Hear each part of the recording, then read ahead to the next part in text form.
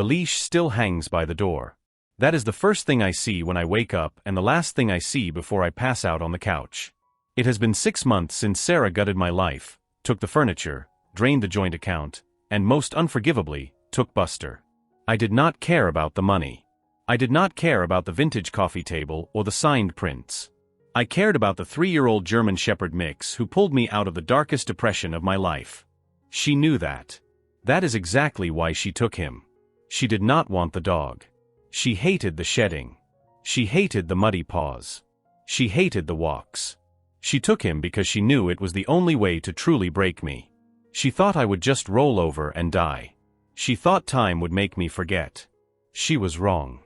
Last Tuesday, I found out where Buster actually was, and I decided that the law had failed me for the last time. This is not a request for legal advice. This is a confession. I need to back up so you understand the severity of the situation. This was not a normal breakup. This was a tactical strike. Sarah is what my therapist calls a covert narcissist and what I call a professional ruiner of lives. We had been together for 2 years. The lease was in both our names, but I paid the rent. The car was in her name, but I paid the note. The dog was licensed to me, chipped to me, and paid for by me, but possession is 9/10 of the law, as every useless police officer in the city has reminded me for the last 180 days. It happened on a Tuesday. I came home from work early because I had a migraine. The apartment was silent. Too silent. Usually, Buster would be at the door, nails clicking on the hardwood, tail thumping a rhythm against the wall. That day, there was nothing. Just the hum of the refrigerator. I walked into the living room and saw the empty spaces where things used to be. The TV was gone. The bookshelf was stripped. But my eyes went immediately to the corner where Buster's crate usually sat. It was gone. His bowls were gone. His toys were gone. Panic is a cold thing. It starts in your stomach and shoots into your fingertips. I called her. Straight to voicemail. I texted. Delivered. No read receipt. I checked the drawer where we kept the spare cash. Empty. I ran to the leasing office. The property manager, a guy named Dave who never liked me, looked up from his computer with a smirk. He told me Sarah had come by that morning with a moving truck. She showed him the lease. She had every right to move property out. He watched her load the dog into the cab of a U-Haul. He said Buster looked scared. That broke me. I went to the police station an hour later. I brought the adoption papers. I brought the vet bills. I brought photos of me and Buster from the day I got him. The officer at the desk looked like he was 5 minutes away from retirement and 0 minutes away from caring. He glanced at the papers and pushed them back to me. He told me it was a civil matter. He said since we lived together, it was shared property. He told me to take her to small claims court. Small claims court. For a living, breathing member of my family. I tried. I really did try to do this the right way. I hired a lawyer the next day. We filed motions. We sent demand letters. Sarah had vanished. She blocked me on every social media platform. She changed her number. She quit her job.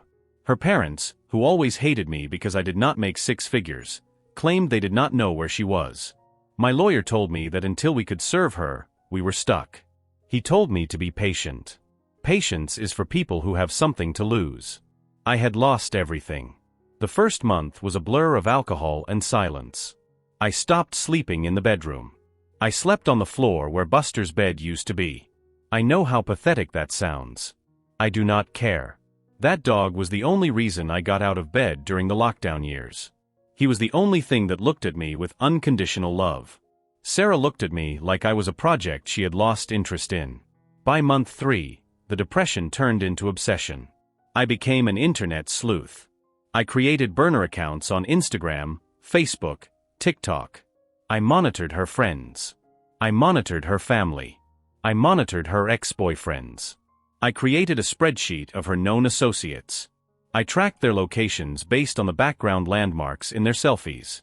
I was looking for a glimpse of Sarah, or more importantly, a glimpse of a black and tan shepherd with a torn ear. Nothing. It was like she fell off the face of the earth. Then came the rumors. A mutual friend, someone I barely trusted, told me she heard Sarah had moved 2 states over, maybe to Oregon. Another said she was in Florida with a new guy. The uncertainty was eating me alive. Was Buster happy? Was he being walked? Was he wondering why I abandoned him?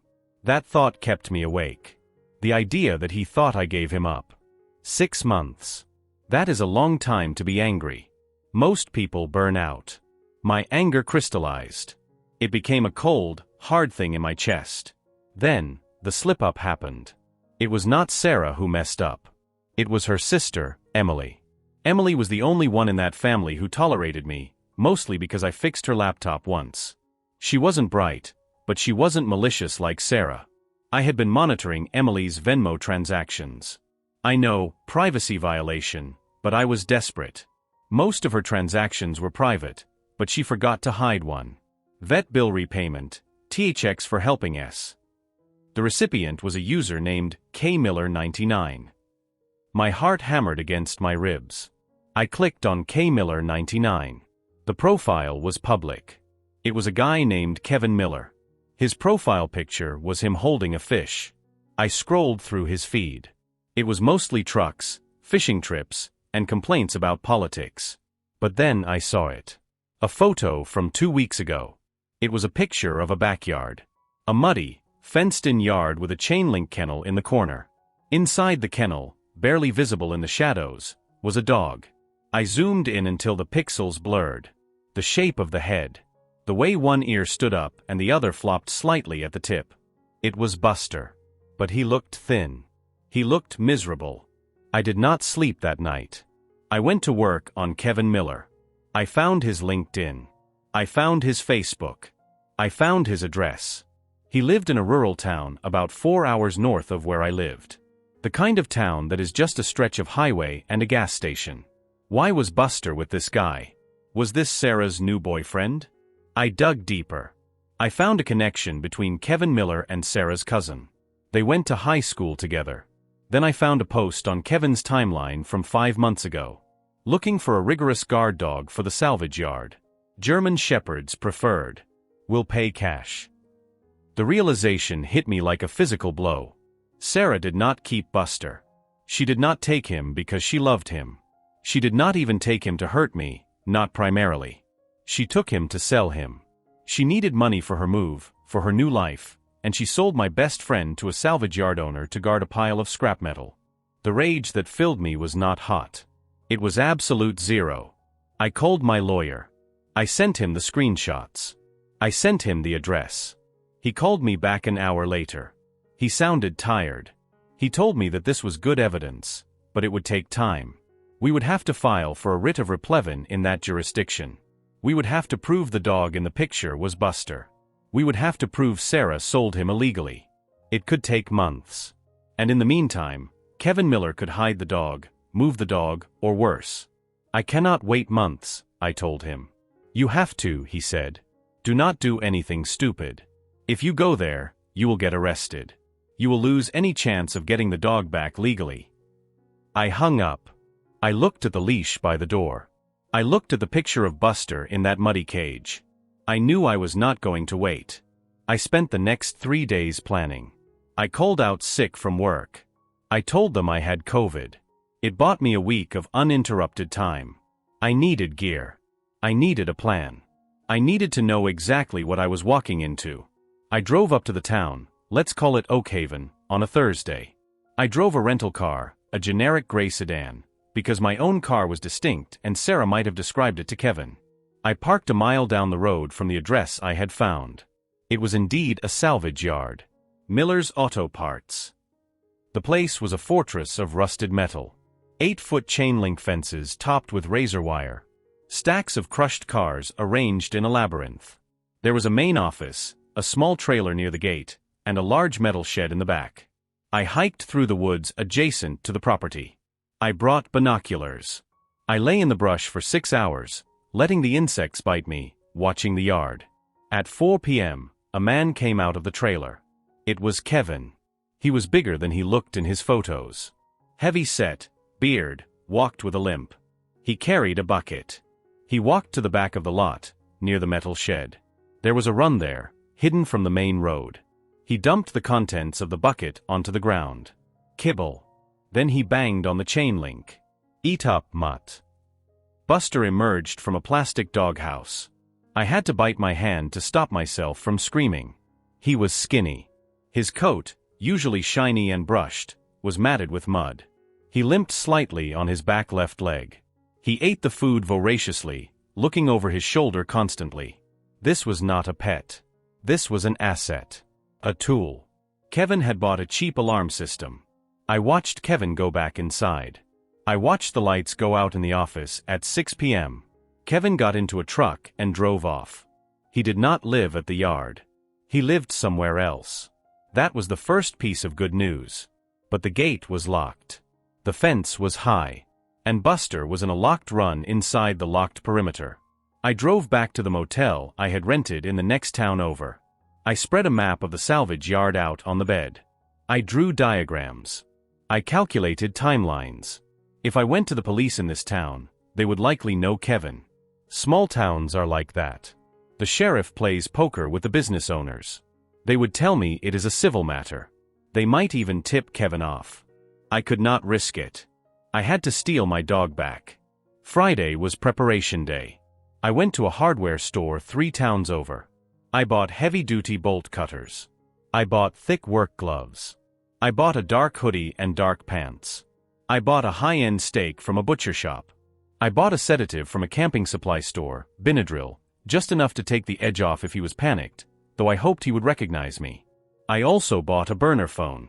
I left my real phone at the motel, turned on, playing a 10-hour YouTube video of rain sounds so the GPS would show I was there all night. Saturday night. The forecast called for rain. Perfect. Rain muffles sound. Rain keeps people indoors. I parked the rental car 2 miles away, down an old logging road I had scouted on Google Earth. I hiked in. The woods were pitch black. I used a red lens flashlight to navigate, keeping it pointed at the ground. I reached the perimeter of the salvage yard at 1 a.m. The rain was coming down hard now, a steady drumbeat on the metal husks of the cars. It was cold, but I was sweating. I moved to the back section, the part furthest from the road and the trailer. The fence here was old. I found a spot where the ground had eroded slightly beneath the chain link. It wasn't enough to crawl under, but it was a weakness. I took out the bolt cutters. The sound of metal snapping was incredibly loud in my head, but the rain swallowed it. Snip. Snip. Snip. I cut a vertical slit in the fence, 3 feet high. I bent the jagged wire back, creating a hole just big enough for me. I slipped inside. I was in the maze of cars now. It smelled of oil, rust, and wet earth. I stayed low, moving from car to car. I knew where the camera was near the front gate, but I didn't know if there were others. I assumed there were. I kept my hood up, my head down. I reached the dog run. Buster was inside the doghouse. He didn't come out. He was probably freezing. I whistled. A low, specific 2-note whistle I used to call him for dinner. Movement in the doghouse. A nose poked out. Then the head. He looked different. His eyes were wary. He didn't look like my dog. He looked like a wild thing. "Buster," I whispered. "Buddy. It's me." He cocked his head. He took a step forward, sniffing the air. The rain washed away my scent, confusing him. I reached into my pocket and pulled out the steak. I tossed a piece through the chain link of the run. He snapped it up instantly. "It's me, buddy," I said, pressing my hand against the wire. He sniffed my fingers. Then, a low whine. His tail gave a single, hesitant wag. Then another. Then his whole body started to wiggle. He let out a bark, a sharp yelp of recognition. "Shoo," I hissed. "Quiet, boy." The padlock on the dog run was a cheap master lock. I didn't even use the bolt cutters. I used 2 wrenches I had brought to provide torque and snapped the shackle. It's a trick I learned on YouTube. I opened the gate. Buster didn't run out. He jumped on me. He slammed his paws into my chest, licking my face, whining, making that high-pitched crying sound dogs make when they are overwhelmed. I buried my face in his wet, dirty fur. I was crying too. I'm not ashamed to admit it. "We have to go," I whispered. I clipped the leash I had brought onto his collar. It was his old collar. Sarah hadn't even changed it. We turned to leave. That was when the floodlights turned on. The yard was suddenly bathed in blinding white light. I froze. Buster growled, his hackles rising. "I figured you'd come eventually," a voice boomed. I squinted against the glare. Standing on the porch of the trailer, about 50 yards away, was Kevin. He was holding a shotgun. He wasn't pointing it at me, but he was holding it ready. "You're the ex," Kevin shouted over the rain. "Sarah said you were crazy. Said you were a stalker." I put myself between Kevin and Buster. "I'm taking my dog, Kevin." "That's my dog," Kevin said, walking down the steps. "I paid $500 for him. I got a bill of sale." "He was stolen," I yelled back. "Sarah didn't have the right to sell him. He's registered to me." "I don't care about your domestic drama," Kevin said. He was closing the distance. "I care about trespassers on my property. You know I can shoot you, right? Castle doctrine extends to my business." My mind was racing. I calculated the distance. He was 40 yards away. I was near the back fence. I could run, but a shotgun has a spread. He might hit Buster. "I'll pay you," I said. My voice was shaking, but I forced it to be loud. Kevin stopped walking. "What?" "I'll pay you." "You paid $500? I'll give you $2,000. Cash. Right now." Kevin lowered the gun slightly. "Greed. It's the universal language." "Show me," he said. I didn't have $2,000 on me. I had $300 in my wallet. But I needed him to hesitate. "It's in the car," I lied. "Let us walk out to the car. I'll give you the cash," and we never saw each other. Kevin laughed. It was a dry, rasping sound. "You think I'm stupid? You walk out that gate, you drive off." "No." He raised the gun again. "Tie the dog to the fence. Get on your knees. I'm calling the sheriff." If he called the sheriff, I was done. Burglary.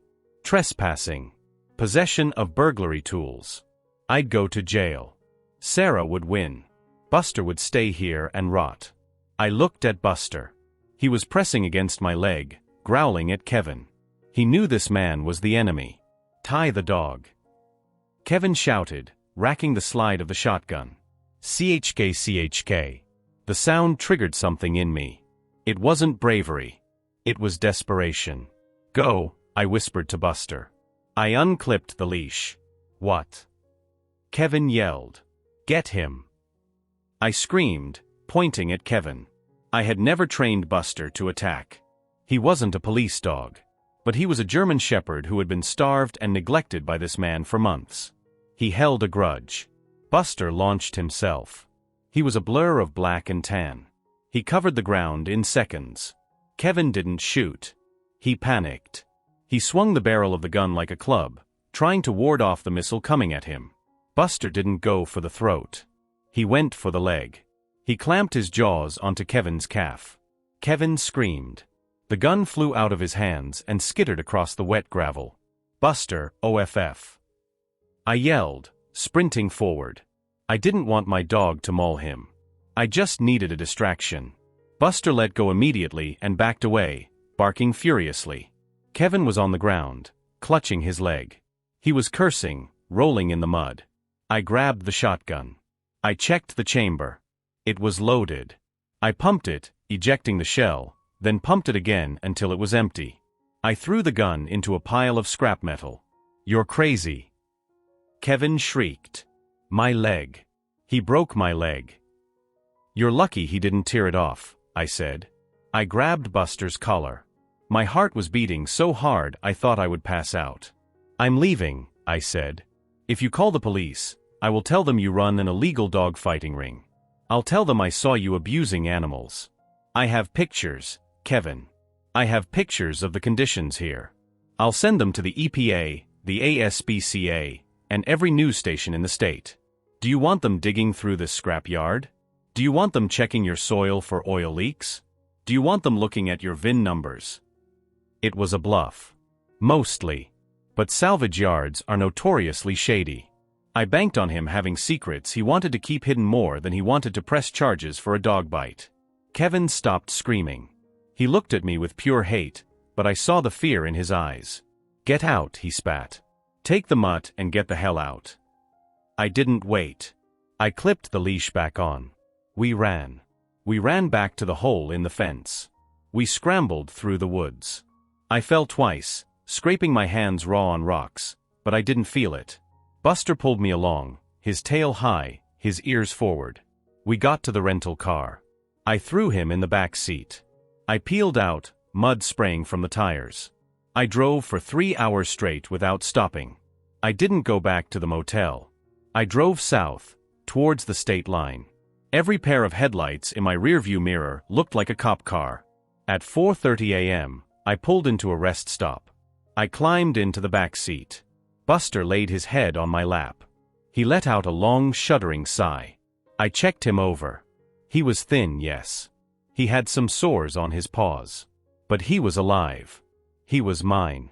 I slept for an hour, huddled against him. The next few days were a logistical nightmare. I couldn't go home yet. I was paranoid. I stayed at a friend's cabin in the mountains. I took Buster to a vet in a different county. They scanned his chip.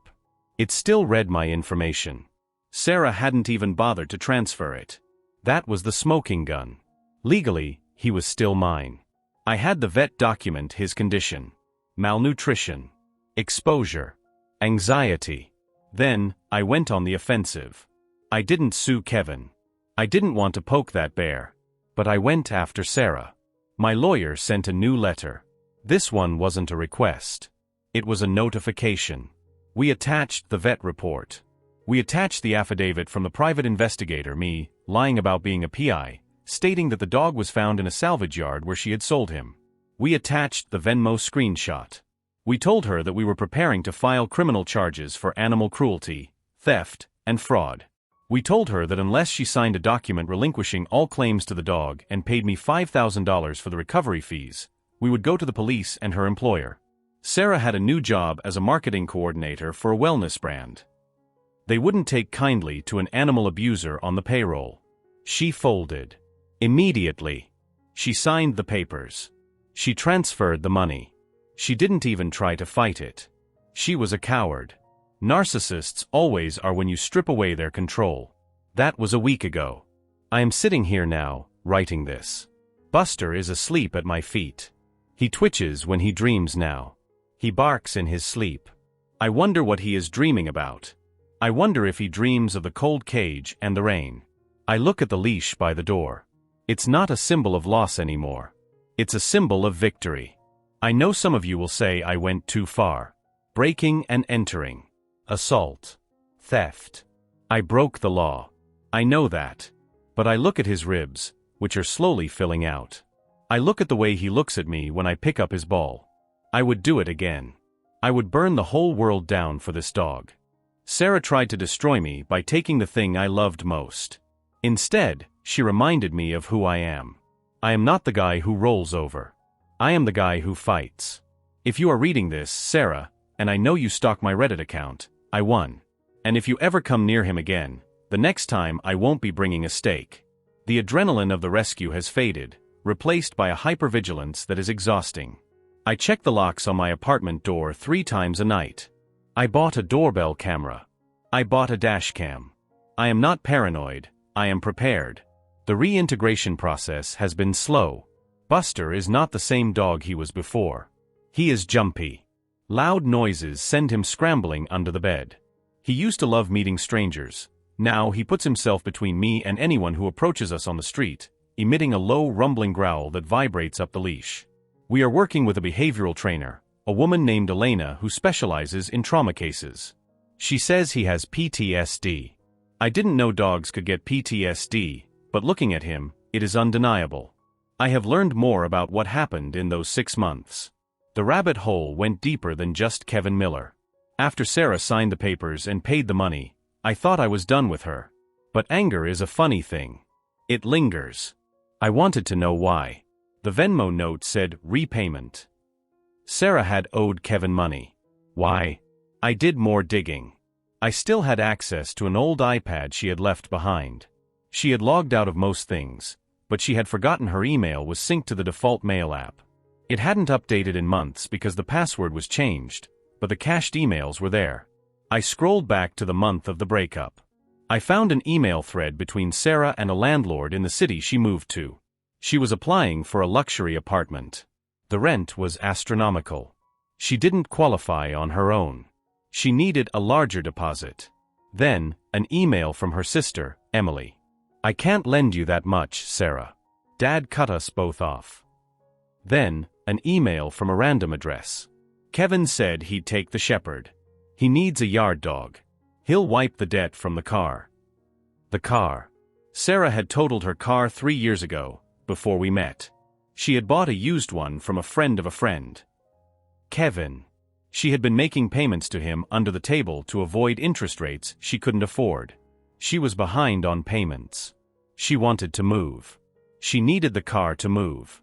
Kevin was squeezing her. She traded my dog to settle a debt on a 2015 Honda Civic. That knowledge sits in my stomach like a stone. She didn't just sell him. She bartered him like livestock. I told Elena this during one of our training sessions. We were in the park, working on desensitization. Buster was watching a man with a shopping cart, his body rigid. Elena looked at me. She's a tough woman, arms covered in tattoos from her days working in shelters. "The dog doesn't care about the car," she said. "The dog cares that you came back. That's the narrative you need to focus on. If you keep obsessing over her, you're still in the cage." She was right. But it is hard to let go. Yesterday, I ran into Dave, the property manager who watched Sarah take Buster. He was showing a unit to a prospective tenant. He saw me walking Buster. He stopped, his mouth hanging open. "I thought she took him," Dave said. "She did," I said. "I took him back." Dave looked at Buster, then at me. He nodded, slowly. "Good," he said. She seemed off. That day. She was dragging him by the collar. I almost said something. "Almost doesn't count, Dave," I said, and walked away. The legal victory feels hollow because the justice system didn't actually do anything. I did it. The system was a barrier I had to circumvent. It makes me look at society differently. We have these rules, these structures, supposed to protect property and rights. But when it comes down to it, possession is everything. If I hadn't gone to that salvage yard, Buster would still be there. He would probably die there. And the law would have shrugged. I have been thinking about Kevin Miller's leg. I wonder if it healed right. I wonder if he limps. I hope he does. Every time he takes a step, I want him to remember the black and tan missile that came out of the rain. Buster is looking at me now. He has a tennis ball in his mouth. It is the first time he has picked up a toy since we got back. He drops it at my feet and nudges my hand with his wet nose. It is a small gesture. To anyone else, it is just a dog playing. To me, it is a miracle. It is a sign that the ice is melting. I pick up the ball. I throw it down the hallway. He chases it, his nails scrambling on the wood, slipping a little, crashing into the wall, grabbing the ball, and trotting back. His tail is wagging. Not the hesitant wag from the cage. A real wag. A full-body wag. I am crying again. I wipe my eyes before he sees. I have to be the strong one. I promised I wouldn't make this a dramatic romance, and I won't. But I will say this, loyalty is rare. People trade it for cars. They trade it for convenience. They trade it for money. A dog doesn't trade it. A dog gives it to you, front-loaded, interest-free for life. And the only thing they ask in return is that you show up. I showed up. I am planning to move. I can't stay in this apartment. Too many ghosts. Too many memories of Sarah. And honestly, I don't feel safe here. Kevin knows my face. Sarah knows where I live. I am looking at houses with yards. Big yards. Fenced yards. I want Buster to have grass. I want him to have sun. I want him to never see a cage again. I checked my bank account. The $5,000 Sarah sent cleared. It is dirty money. I don't want to spend it on rent. I don't want to spend it on food. I think I will donate half of it to the local shepherd rescue. They helped me with advice on rehab. The other half? I'm going to buy the best damn fence money can buy. Security. That is what we both need now. I wanted to write this down to document the truth. In case she tries to spin a story. In case Kevin decides to press charges later. In case something happens to me. But mostly, I wrote it for you. The person reading this who feels helpless. The person whose ex took something that mattered. The person who was told, it's a civil matter. Do not give up. Do not let them win. Document everything. Watch everything. Wait for the mistake. They always make a mistake. The wind is picking up outside. It sounds like the storm from that night. Buster lifts his head, ears swiveling. It's okay, I tell him. We're home. He lays his head back down on my foot. He lets out a heavy breath. He closes his eyes.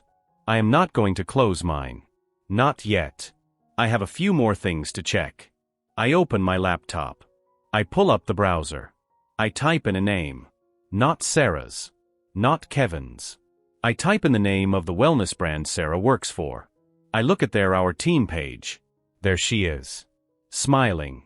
Looking wholesome. The bio says she is a passionate animal lover. I stare at the screen. I have the photos of Buster in the cage. I have the vet report proving neglect. I have the Venmo transaction linking her to the salvage yard. My lawyer said we settled. He said she signed the papers, she paid the money, and it's over. But is it? She almost killed my dog. She left him to rot in a scrapyard to pay for a Honda Civic.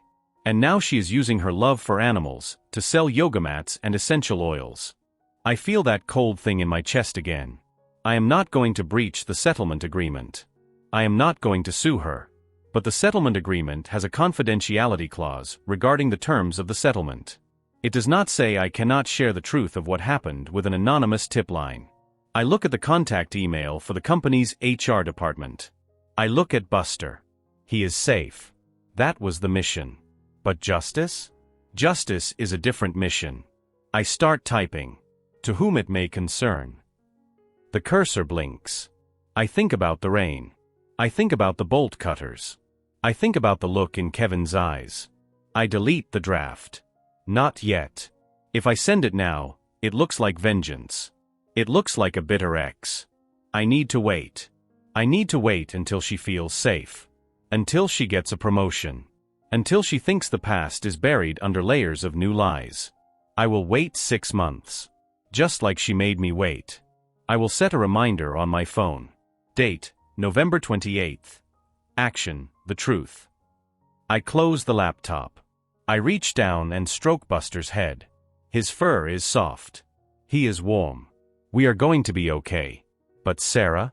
Sarah should probably enjoy these next 6 months. Because I am still watching. And I never forget. The end. Wait, I need to elaborate. The story feels finished, but I have more to say about the logistics of the months in between. The darkness of those days. Let's rewind to month 4. I skipped over the depth of the stalking because I was eager to get to the rescue. But you need to understand the level of madness I descended into. It wasn't just checking Instagram. I was driving to her parents' house. They lived an hour away. I would park down the street and watch. I wanted to see if they had the dog. I wanted to see if Sarah was visiting. One night, her dad came out to walk his own dog, a golden retriever. I watched him from my car. I had a tire iron on the passenger seat. I had a fleeting intrusive thought, I could get out. I could demand answers. I could threaten him. It scared me. I am a pacifist. I work in IT. I don't get into fights. But the grief had rewired my brain. It had stripped away the social contract. I realized then that I was capable of violence. That if I saw someone hurting Buster, I wouldn't just call the police. That night was the turning point. I drove home and threw the tire iron in the trunk. I told myself I had to be smart, not criminal. That was when I started focusing on the digital footprint. I learned SQL injection. I learned how to use awesome tools. I wasn't a hacker, but I became one. I found her old Pinterest account she hadn't updated in years. I found her Spotify. Did you know Spotify is a tracking device? She hadn't blocked me there. She probably forgot we followed each other. I watched her listening history. Sad Girl Starter Pack. Breakup anthems. Then, a shift. Month 5. Road trip vibes. Country gold. Kevin Miller liked country music. That was the first clue, though I didn't realize it at the time. She was molding herself to the new supply. She was adopting his tastes. It was sickening. I also need to talk about the friend, Jess. I said she was a mutual friend I barely trusted. That's an understatement. Jess was Sarah's enabler. Jess was the one who told Sarah she deserved better than me because I didn't have ambition. When Jess told me about Oregon, she was lying. She knew. I found out later she knew everything. After I got Buster back, I ran into Jess at a coffee shop. She saw me. She saw the dog. She turned white. I walked up to her table. She was with 2 other girls. "He looks good," I said. Jess stammered. I'm glad you found him." "You knew," I said. "You knew she sold him to a scrapyard." "I didn't know it was a scrapyard." Jess cried. She said it was a farm. She said he would be happy. "You knew she sold him," I repeated. "And you let me think he was lost." The whole coffee shop was looking at us. "You're a bad person, Jess," I said. "And your coffee is going to taste like guilt." Petty? Yes. Satisfying? Incredibly. I think about the ripple effects of this. My trust in people is shattered. Dating seems impossible. How do you explain to a new partner that you have a file on your ex? That you broke into a compound? That you have a go-bag by the door now, just in case? It changes you. But then I look at Buster. He is currently chasing a fly in the living room. Snap. He missed. He looks confused. He looks at me for reassurance. "You'll get him next time, buddy," I say. He trots over and leans his full weight against my legs. This is the shepherd lean. It is a sign of ownership. He owns me, and I own him. We are a pack of 2. I remember the day I adopted him. He was 6 months old. He had been returned twice. Too high energy, the shelter said. Destructive. I sat in the kennel with him.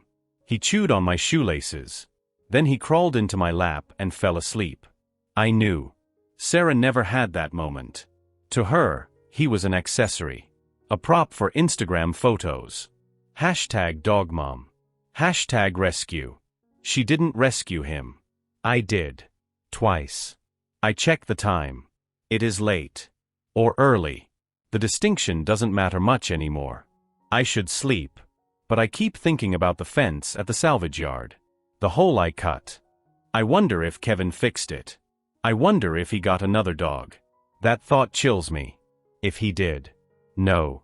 I can't save them all. I can't be Batman. But I saved this one. And for now, that has to be enough. 1 foot in front of the other. I turn off the lamp. The room plunges into darkness. Good night, Buster. A thump of a tail. Silence. Peace. Finally. Addendum, the legal strategy. I want to touch on the legal side more, for those who might be in this situation. The writ of replevin is your best friend. It's basically a lawsuit asking for the return of personal property. My lawyer, let's call him Saul, not his real name, but he has the spirit, explained that animals are considered chattel in the eyes of the law. Furniture. To get a writ, you have to prove superior title. The microchip is the gold standard. If you are in a relationship, get the dog chipped in your name. Not both names. Yours. Pay the vet bills with your credit card. Keep the receipts. The police failed me because they view domestic disputes as messy. They don't want to be arbiters of who broke up with whom. But a court order? A court order they have to enforce.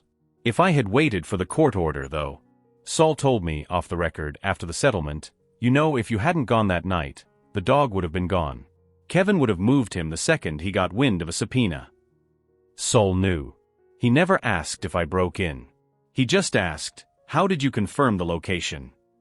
I said, "I drove by." He nodded. "And the dog is in your possession now?" "Yes." "Did anyone give him to you?" "He came to me." Which is technically true. I opened the gate, and he came to me. Saul smiled. Possession is 9/10. We negotiate from a position of strength. That is the lesson. The world respects leverage. Sarah had leverage when she hid the dog.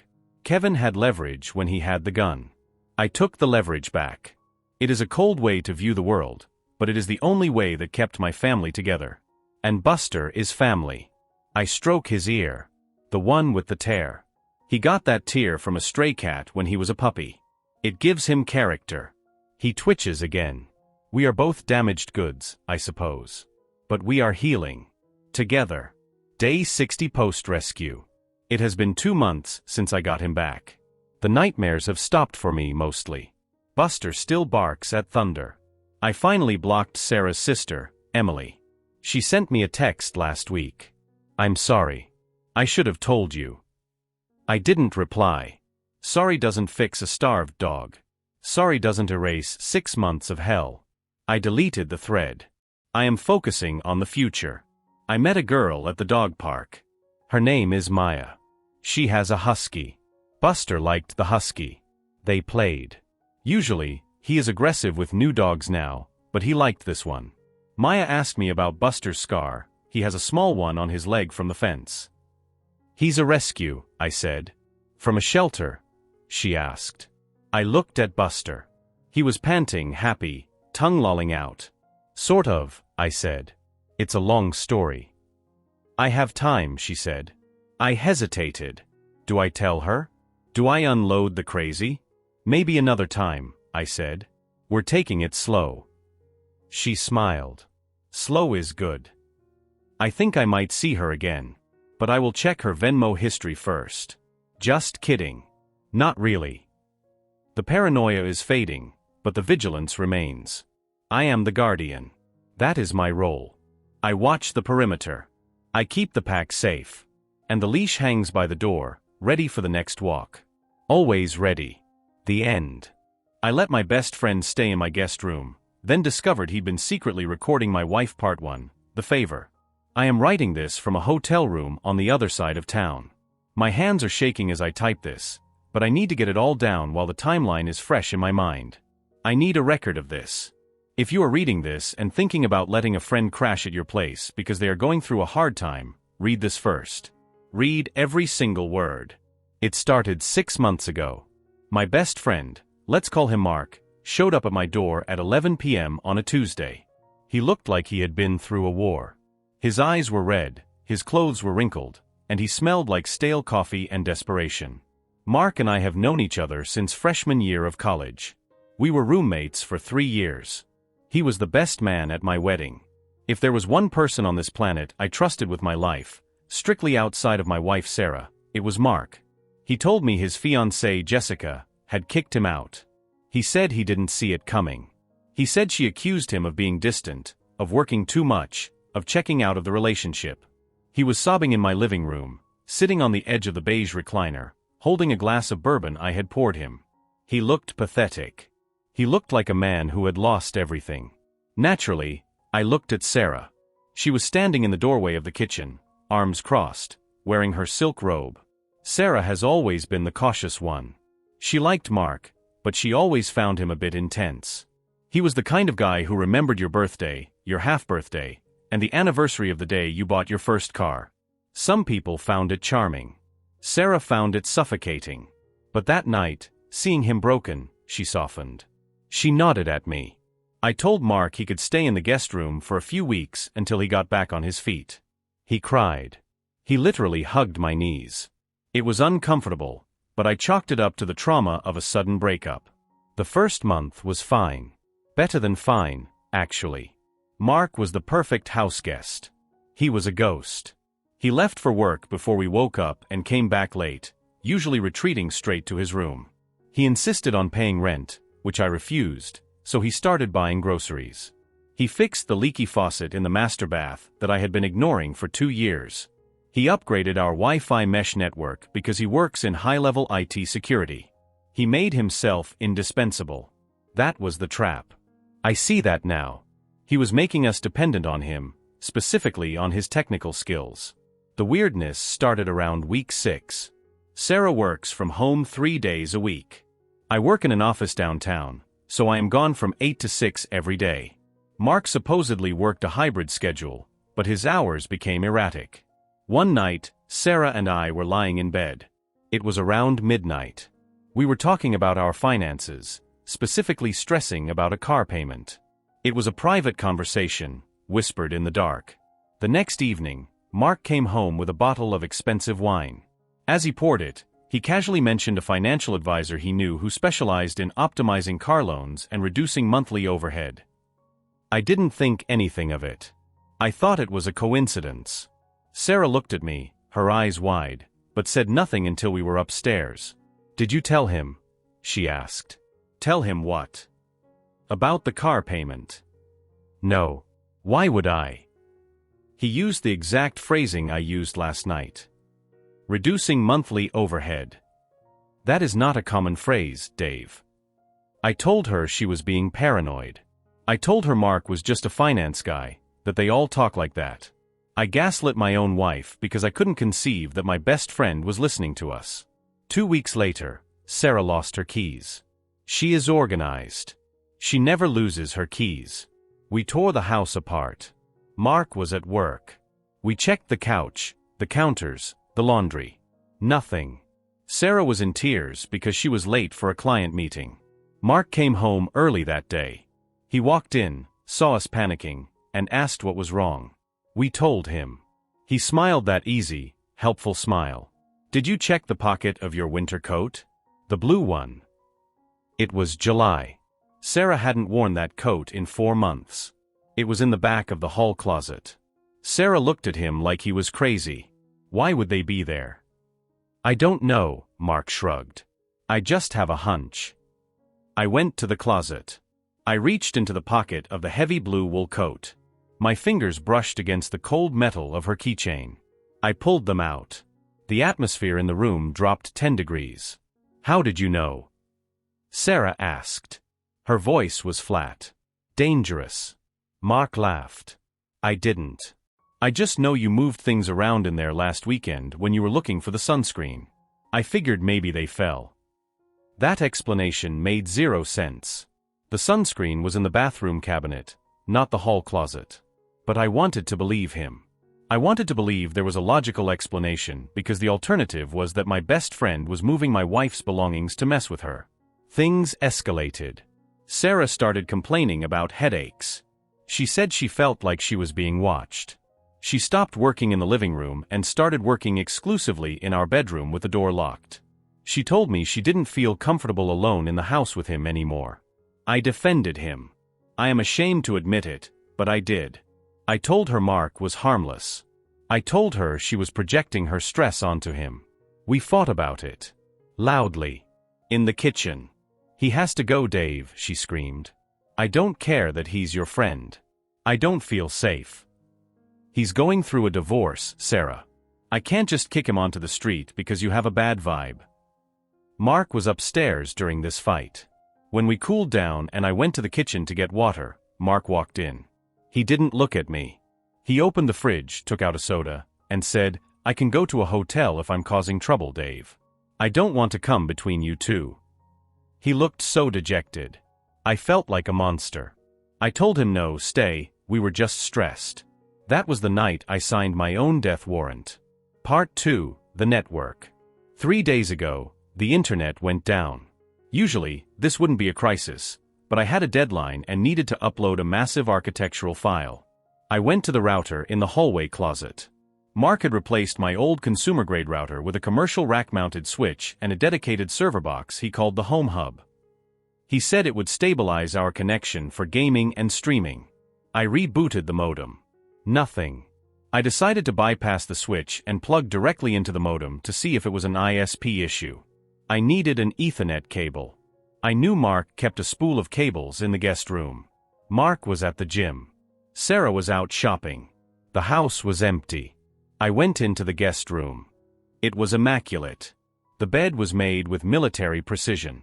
There were no personal items on the dresser. It looked like a hotel room, except for the desk in the corner. The desk was a fortress of technology. 3 monitors. A tower that hummed with a low, aggressive vibration. And a laptop that was open, but asleep. I opened the top drawer looking for a cable. No cables.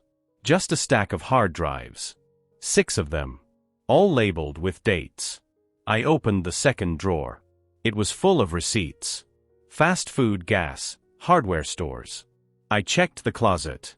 On the top shelf, pushed all the way to the back behind his hanging shirts, was a box. It was a shoebox, taped shut. I am not a snoop. I respect privacy. But something about the tape bothered me. It was blue painter's tape, and it was fresh. I peeled the tape back. Inside were receipts for electronic components. Miniature camera lenses.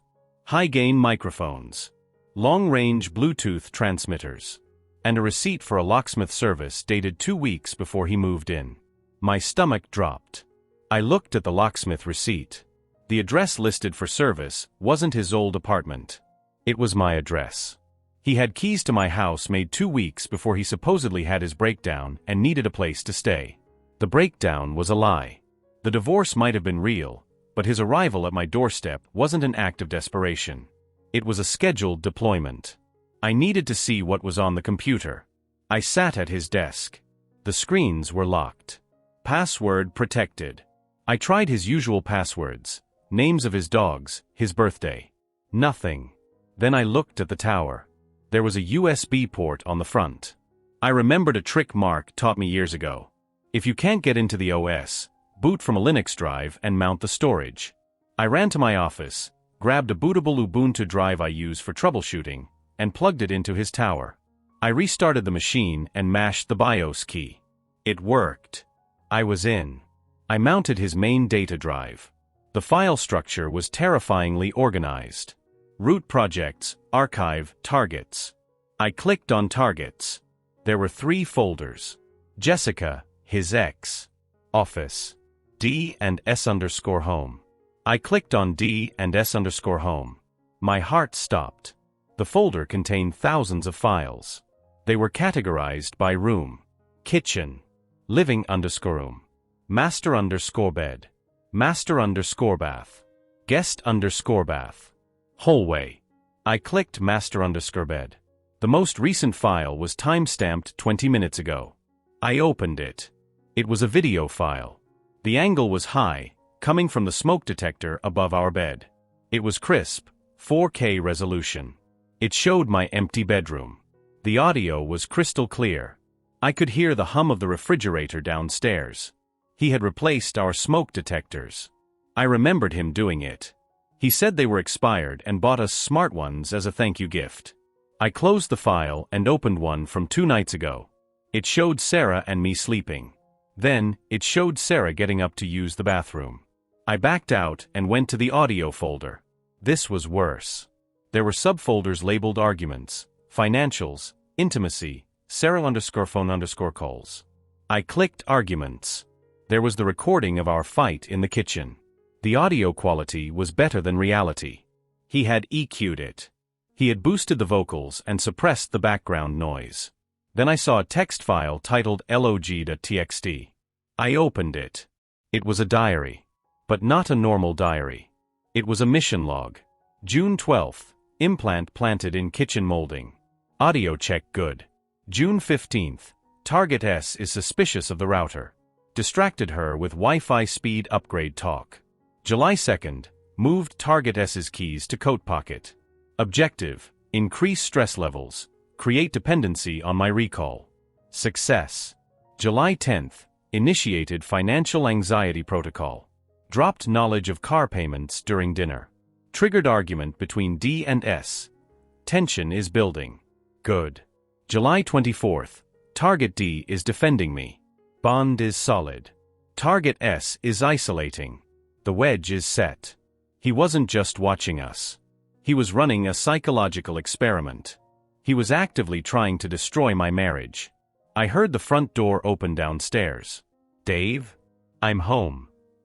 It was Mark. Part 3, The Poker Face. Panic is a cold bucket of water.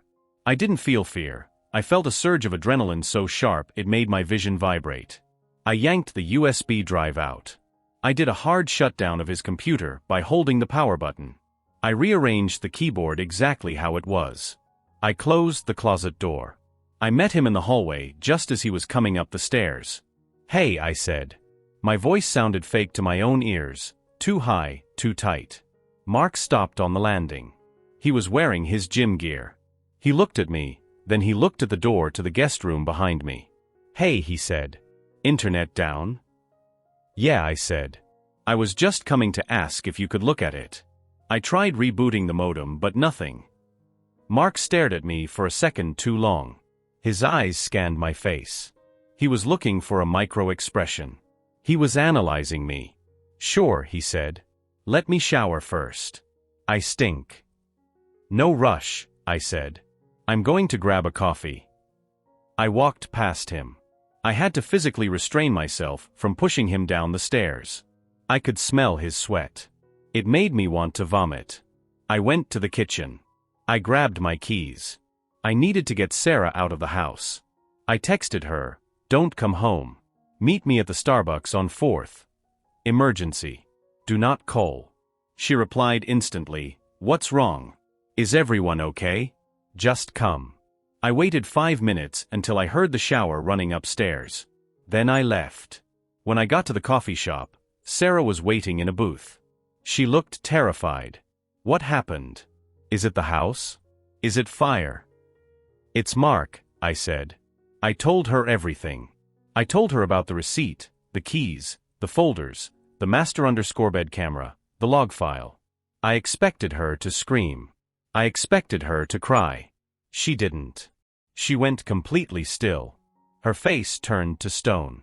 I knew it, she whispered. I knew I wasn't crazy. Then she grabbed my hand. Her grip was iron. We are going to the police, she said. We can't, I said. Not yet. Why the hell not? He is recording us naked, Dave.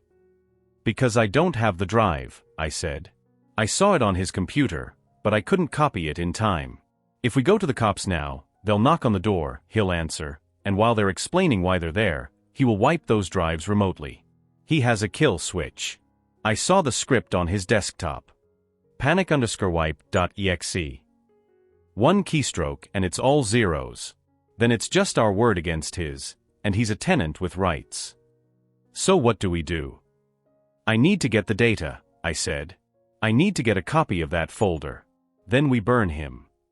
We formulated a plan. It was dangerous, but we had no choice. We had to go back into the house. We had to act normal. We had to survive one more night with him. Part 4, the dinner. Walking back into that house was the hardest thing I have ever done. Every sensor, every smoke detector, every seemingly innocuous black plastic object looked like an eye. Mark was in the kitchen chopping vegetables. He was making stir-fry. Hey guys, he said cheerfully. Internet is back up. Just a DNS issue. I rerouted it. Thanks, Mark, Sarah said. I looked at her. She deserves an Academy Award. Her voice was steady. She walked right past him and poured herself a glass of water. Rough day? Mark asked, looking at me. Yeah, I said. Work project is a nightmare. I might have to pull an all-nighter. This was the setup. I needed a reason to be awake and on my computer at 3 a.m. We ate dinner. It was excruciating. Mark told a story about a guy at his gym. We laughed at the right moments. I watched him eat. I watched him chew. I thought about the intimacy folder on his hard drive. I gripped my fork so hard my knuckles turned white. You okay, Dave? Mark asked. You seem tense. Just the headache, I lied. I have some ibuprofen in my room, he offered. I'm good, I said.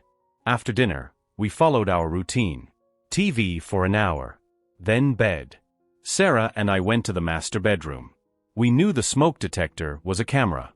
We knew he could hear us. We staged a conversation. I'm so tired, Sarah said loudly. I'm going to take a sleeping pill. Okay, I said. I'm going to go to the office and finish this report. Don't wait up. Love you. Love you too. I turned off the lights. Sarah got into bed. She pulled the covers up to her chin. She was trembling. I squeezed her shoulder in the dark, trying to communicate it will be over soon. I went to my home office, which is down the hall from the guest room. I sat there for 3 hours. I waited until the house was dead silent. At 2:45 a.m., I crept out. I moved inch by inch. I avoided the floorboards I knew would creak. I reached the guest room door. It was slightly ajar. Mark sleeps with the door cracked. I peered in. He was in bed. I could hear the slow rhythmic breathing of deep sleep. I slipped inside. The computer screens were dark. The tower lights were taped over with black electrical tape, ironic, considering his surveillance. I had brought a 2 terabytes external SSD. My plan was to plug it in, boot into Linux again, and copy the targets folder. I plugged the drive in. I pressed the power button. The fans whirred. Mark stirred in the bed. I froze. I stopped breathing. He rolled over. He mumbled something unintelligible. Then he settled. I turned back to the screen. The Linux boot menu appeared. I selected the OS. Text scrolled. Then, a red box appeared on the screen. System integrity breach detected. Biometric scan required. What? I hadn't seen this earlier. A light flickered on the webcam mounted on top of the center monitor. It scanned my face. Unauthorized user. A loud, piercing chirp emitted from the computer tower. It wasn't a software alarm. It was a hardware buzzer on the motherboard. Mark sat bolt upright in bed. Dave. I didn't think. I panicked. I grabbed the tower. The whole heavy metal box. What are you doing? Mark's voice was thick with sleep, then instantly sharp. I ripped the cords out of the back. Sparks flew from the power socket. Dave. He scrambled out of bed. I lugged the tower to my chest and ran. Sarah. Go. Go. I screamed. I heard Mark hit the floor behind me. He was fast. I made it to the hallway. Sarah was already at the bedroom door, keys in hand. She had slept in her clothes. Get to the car. I yelled. I felt a hand grab my shoulder. Mark yanked me back. I spun around, swinging the computer tower like a weapon. The corner of the case caught him in the jaw. He stumbled back, blood spurting from his lip. He didn't look like my friend anymore. His face was twisted into a mask of pure rage. You have no idea what you're doing, he hissed. Give me the drive, Dave. You don't want to see what's on the rest of it. I saw the log, Mark. I saw the keys. He lunged. I threw the computer tower down the stairs.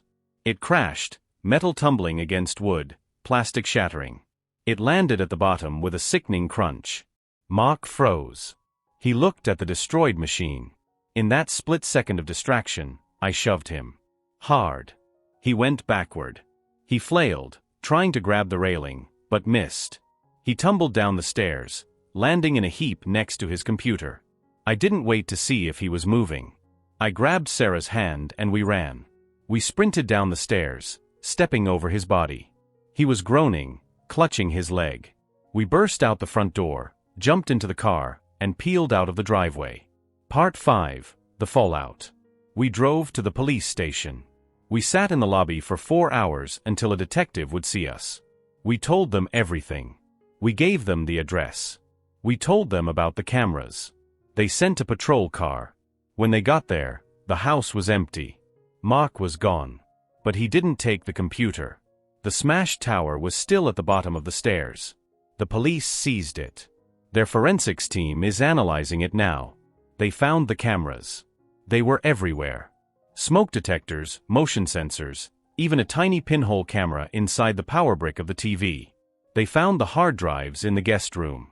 Mark had left them. He fled with just his laptop and his car. The detective called me an hour ago.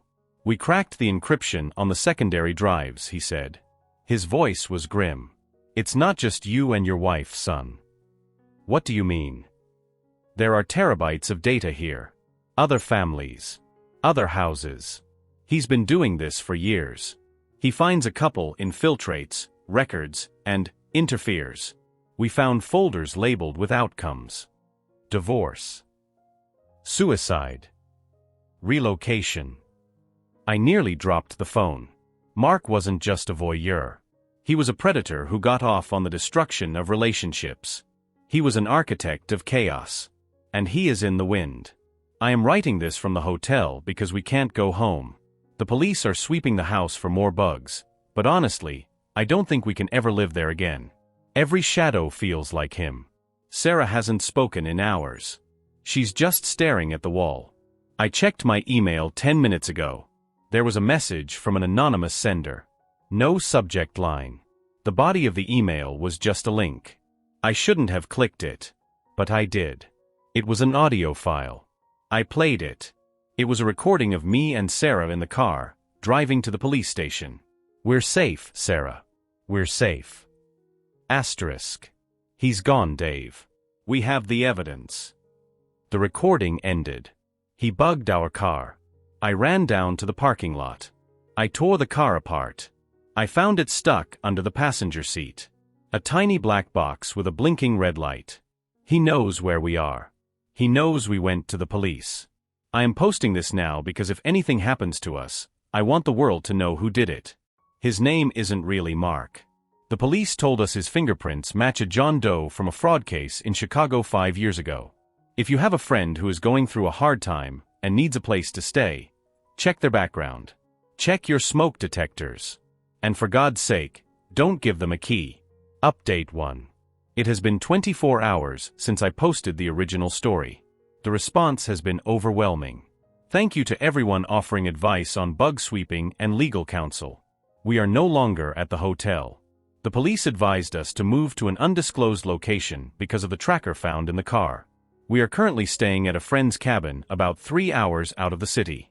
No cell service, just a landline and spotty satellite internet. Here is what we know as of this morning. The Mark identity. The police confirmed that the man I knew as Mark obtained that identity about 7 years ago. He stole the social security number of a deceased infant. His real name is likely Arthur Penhaligon, a man wanted for cyberstalking and extortion in 3 states. The hard drives. The detective told me they found over 40 distinct folders. 40 families. The outcomes I mentioned earlier were detailed. In 12 of the cases, the couples divorced within 6 months of his arrival. In 3 cases, there were fatalities listed as accidental. The interference. This is the part that is making me sick. The police found a folder of digital injections. He wasn't just listening, he was altering our reality. He had access to my email. He deleted job offers I never saw. He spoofed text messages from Sarah's phone to her male coworkers to make it look like she was flirting, then archived them to show me if needed. He was altering our bank statements to show withdrawals that neither of us made, creating financial friction. He was scripting our downfall. Sarah is doing worse.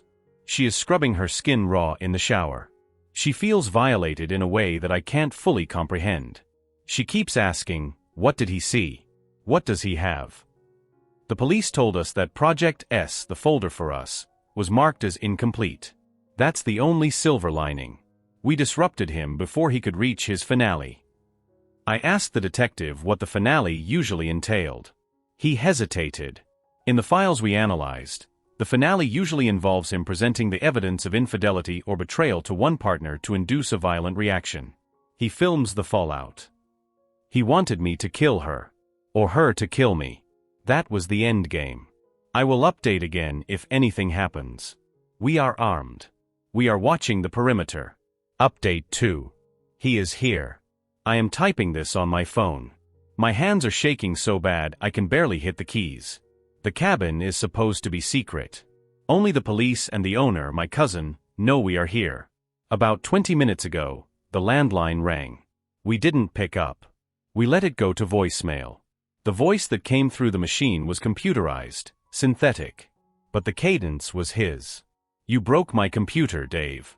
That was expensive. And rude. Sarah screamed.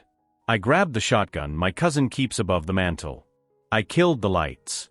We are sitting in the dark in the living room. Then, the power went out. It's pitch black. The satellite internet is running on a battery backup, which is why I can still post this. I looked out the window. I saw a flashlight beam sweep across the tree line at the edge of the property. I called the police on the landline. Dead. The line has been cut. I can't call out on my cell, no signal. He cut the power. He cut the phone. He tracked us here. How?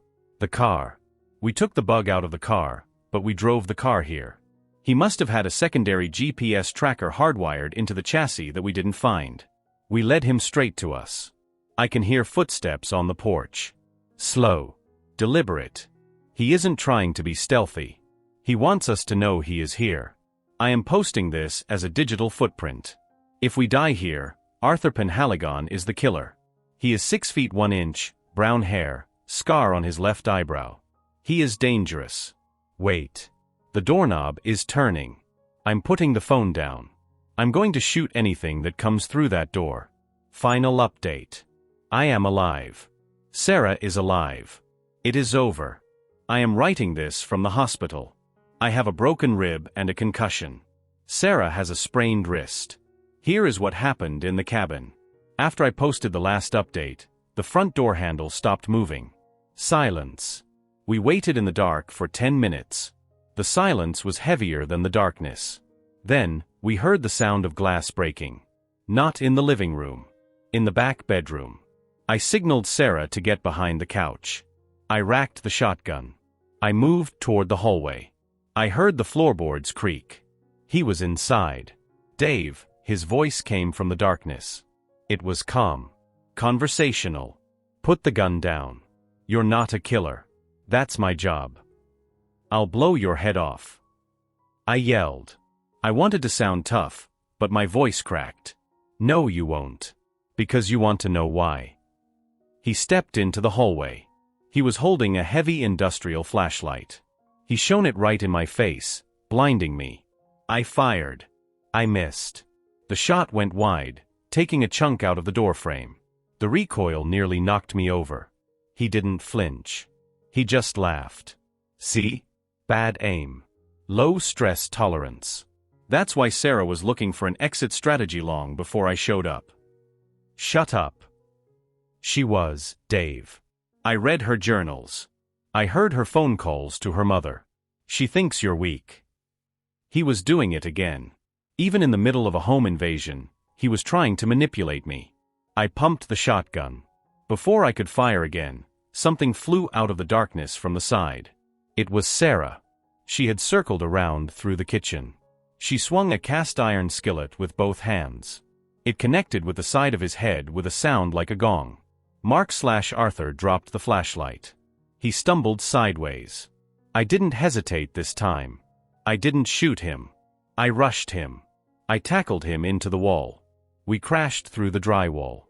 He was strong. Stronger than me. He punched me in the ribs, and I felt something snap. The pain was blinding. He got on top of me, his hands around my throat. I was going to give you a clean break, he screamed, spit flying in my face. I was going to set you free. My vision started to tunnel. I couldn't breathe. Then, there was a loud crack. Mark went limp. Sarah had picked up the shotgun. She didn't shoot him. She but stroked him in the back of the head with the stock of the gun.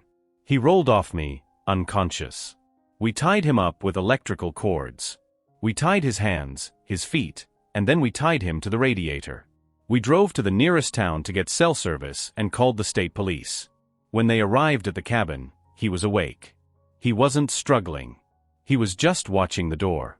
When they handcuffed him, he looked at me one last time. Check the cloud, Dave, he smiled.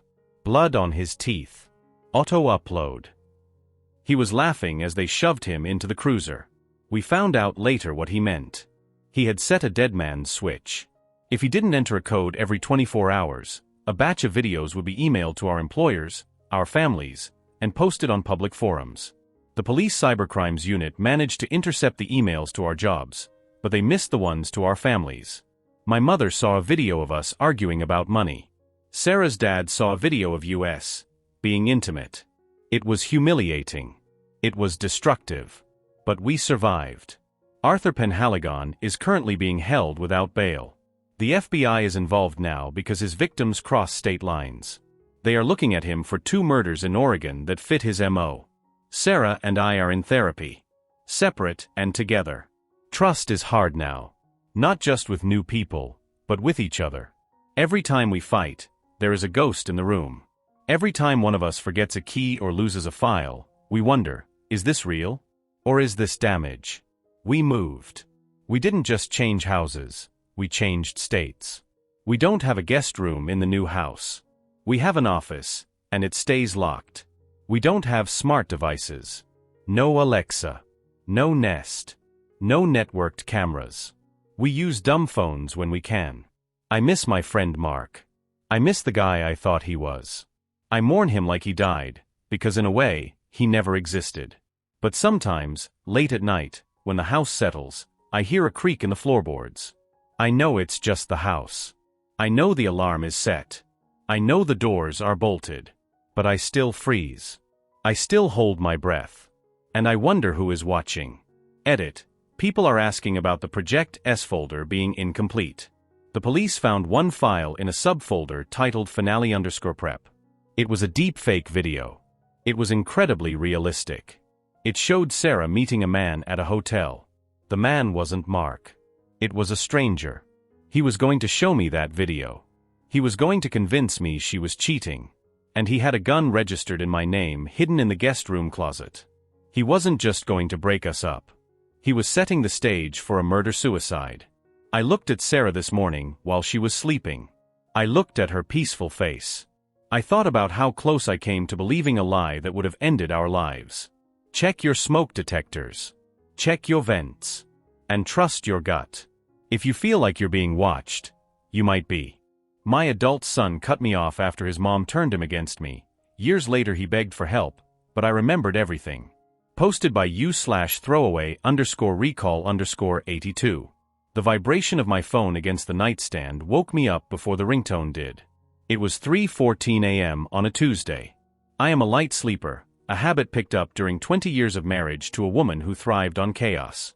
I reached for the device, squinting against the harsh blue light. The number on the screen was not saved in my contacts anymore, but the sequence of digits was burned into my memory like a social security number or a childhood address. It was my son, Leo. I stared at the screen. My thumb hovered over the decline button. Leo had not spoken to me in 6 years. The last time I saw him, he was 20 years old, standing in the driveway of the house I paid for, screaming that I was a narcissist, abuser, and that he hoped I died alone. He had blocked me on every platform before he even got into his car. I had respected his wish. I became a ghost in his life because that is what he demanded. Now, at 3:14 a.m., the ghost was being summoned. I did not answer. I let it ring until it went to voicemail. Then I put the phone on silent and laid back down. I did not sleep. I lay there staring at the ceiling fan, dissecting the silence of the house, my heart hammering a rhythm that felt dangerously like hope. I crushed that hope immediately. Hope is what destroyed me during the divorce. Facts are what saved me. The fact was that Leo was 26 years old. The fact was that I was 52. The fact was that his mother, Sarah, was the most effective manipulator I had ever met, and she had spent 2 decades turning my son into a weapon aimed directly at my chest. I got up at 5 a.m. I made coffee. I sat at my kitchen table and waited. I knew he would call again. Narcissists and their victims operate on a cycle of urgency. If Leo was calling me at 3 a.m. after 6 years of radio silence, it was not to apologize. It was because he needed something. At 6:30 a.m., the phone buzzed again. Same number. I picked it up this time. I did not say hello. I just listened. Dad. The voice was deeper than I remembered, rougher. It sounded like he had been smoking. Speak, I said. My voice was calm. It took me years of therapy to learn how to keep my voice flat when my insides were boiling. I need help, Leo said. I didn't know who else to call. Mom threw me out. I almost laughed. I took a sip of black coffee and felt the bitterness coat my tongue. Of course she did. Sarah never kept anything that wasn't useful to her. Tell me why that is my problem, I said. Dad, please. I'm at a 24-hour diner off I-95. I have my clothes in garbage bags. She took the car keys. She said it was her car. I have nowhere to go. You made it clear 6 years ago that you had no father, I reminded him. You were very specific. You said I was a toxic stain on your life. Has that assessment changed, or has your circumstance just become desperate? I was a kid, he shouted. The entitlement was still there, lurking under the panic. I listened to her. I didn't know. You were 20, I corrected. You were an adult. You made a choice. I have no money, Dad. She drained my joint account. Please. I just need a place to crash for a few days until I figure this out. I looked around my clean, quiet kitchen. I looked at the piece I had built brick by painful brick. I will meet you at the diner in 1 hour, I said. Do not order anything. I am not paying for it. I hung up. To understand why I was so cold, you have to understand the 18 years of systematic destruction that preceded that phone call. This was not a simple case of a teenager rebelling. This was a calculated dismantling of a father-son bond by a woman who viewed affection as a zero-sum game. Sarah and I married young. That was the first mistake. She was charming, vibrant, and utterly exhausting. For the first few years, I thought her volatility was passion. When Leo was born, I thought motherhood would ground her. Instead, it gave her a captive audience. The alienation started slowly. It always does. It is not one big lie, it is 1,000 small adjustments to reality. When Leo was 5, I would come home from work to find him crying. Sarah would be holding him, looking at me with cold eyes. He's upset because you didn't say goodbye this morning, she would say. I kissed him on the forehead, I would protest. He was asleep. You woke him up and then left, she would lie. He thinks you don't want to be around him. I would spend the rest of the evening apologizing to a 5-year-old for something I didn't do, while Sarah watched with a satisfied smirk. She was rewriting history in real time. By the time Leo was 10, the narrative had shifted. I was the disciplinarian, the bad cop, the miser. Sarah was the fun one, the victim, the martyr. I worked 60 hours a week in logistics management to pay for the house, the private school she insisted on, and the 2 luxury cars she leased. Sarah worked part-time as a lifestyle consultant, which meant she spent money we didn't have on throw pillows and organic wine. Whenever I tried to budget, Sarah would sigh loudly in front of Leo. Your father says we can't go to Disney World this year, Leo. He says we have to save money for his retirement. She wouldn't mention that his retirement was actually the college fund I was frantically trying to build for Leo. She wouldn't mention the credit card debt she had racked up in secret. To Leo, I was just the man who said no. The turning point was the divorce. Leo was 14. I found the credit card statements. Sarah had opened 3 cards in my name and maxed them out. $50,000 in debt. I confronted her. She didn't apologize. She threw a vase at my head and called the police, claiming I had hit her. When the police arrived, I was calm. I showed them the pristine house, the shattered glass, the credit card statements. They didn't arrest anyone, but they filed a report. That night, I moved into the guest room. The next day, I filed for divorce. Sarah didn't fight for me. She fought for Leo. She knew that the child support checks were tied to custody percentage. She also knew that Leo was her primary source of narcissistic supply. She needed him to validate her victimhood. The custody battle was a bloodbath. Sarah told the court I was emotionally abusive.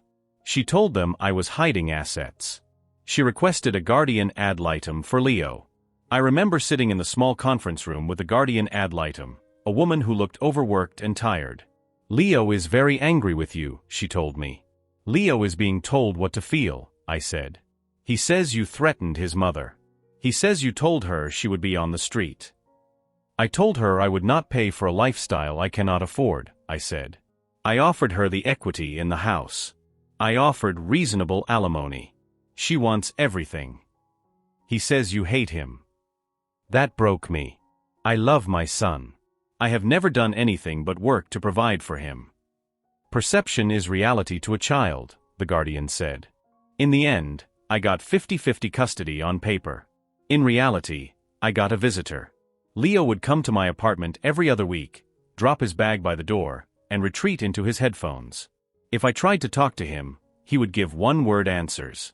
If I tried to plan activities, he would say he was tired or that mom had already promised to take him somewhere better. Sarah was sabotaging my parenting time. I would pick him up on Friday, and he would be sick. He ate something bad, Sarah would say, shrugging. Probably stress from having to see you. Or I would pick him up, and he would be furious because Sarah had planned a party for him on my weekend and told him I refused to swap days. I hadn't refused. She hadn't asked. But showing Leo the text logs didn't matter. You probably deleted them, Leo would say. Mom doesn't lie. The financial abuse was the final nail. Sarah convinced Leo that I was a millionaire who was hoarding wealth while she struggled. The reality was that I was living in a one-bedroom apartment, driving a 10-year-old Honda, and eating ramen so I could pay the court-ordered support and the legal fees. Sarah was living in the marital home, driving a new Lexus, and crying to Leo about how she couldn't afford groceries. When Leo turned 16, he asked for a car. I told him I would match whatever he saved from a part-time job. It was a reasonable offer. It was a parenting moment. I wanted him to learn the value of work. Sarah bought him a Mustang the next week. She put it on a credit card. Dad is cheap, Leo told me when he pulled up to my apartment. Mom actually cares about my happiness. Mom is spending money she doesn't have, Leo, I tried to explain. Debt is not love. You're just jealous, he sneered. I stopped trying to explain. I realized that logic does not penetrate a brainwashed mind. I focused on being stable. I was consistent. I was there. I hoped that one day when he was older, he would look back and see the truth. I didn't know it would get worse before it got better. The cutoff happened the summer after his sophomore year of college. I had been paying his tuition directly to the university. It was part of the divorce decree, but I would have done it anyway. I wanted him to have a future. Sarah called me one day, screaming. She wanted the tuition money sent to her account. She said she wanted to manage the payments to ensure they were done correctly.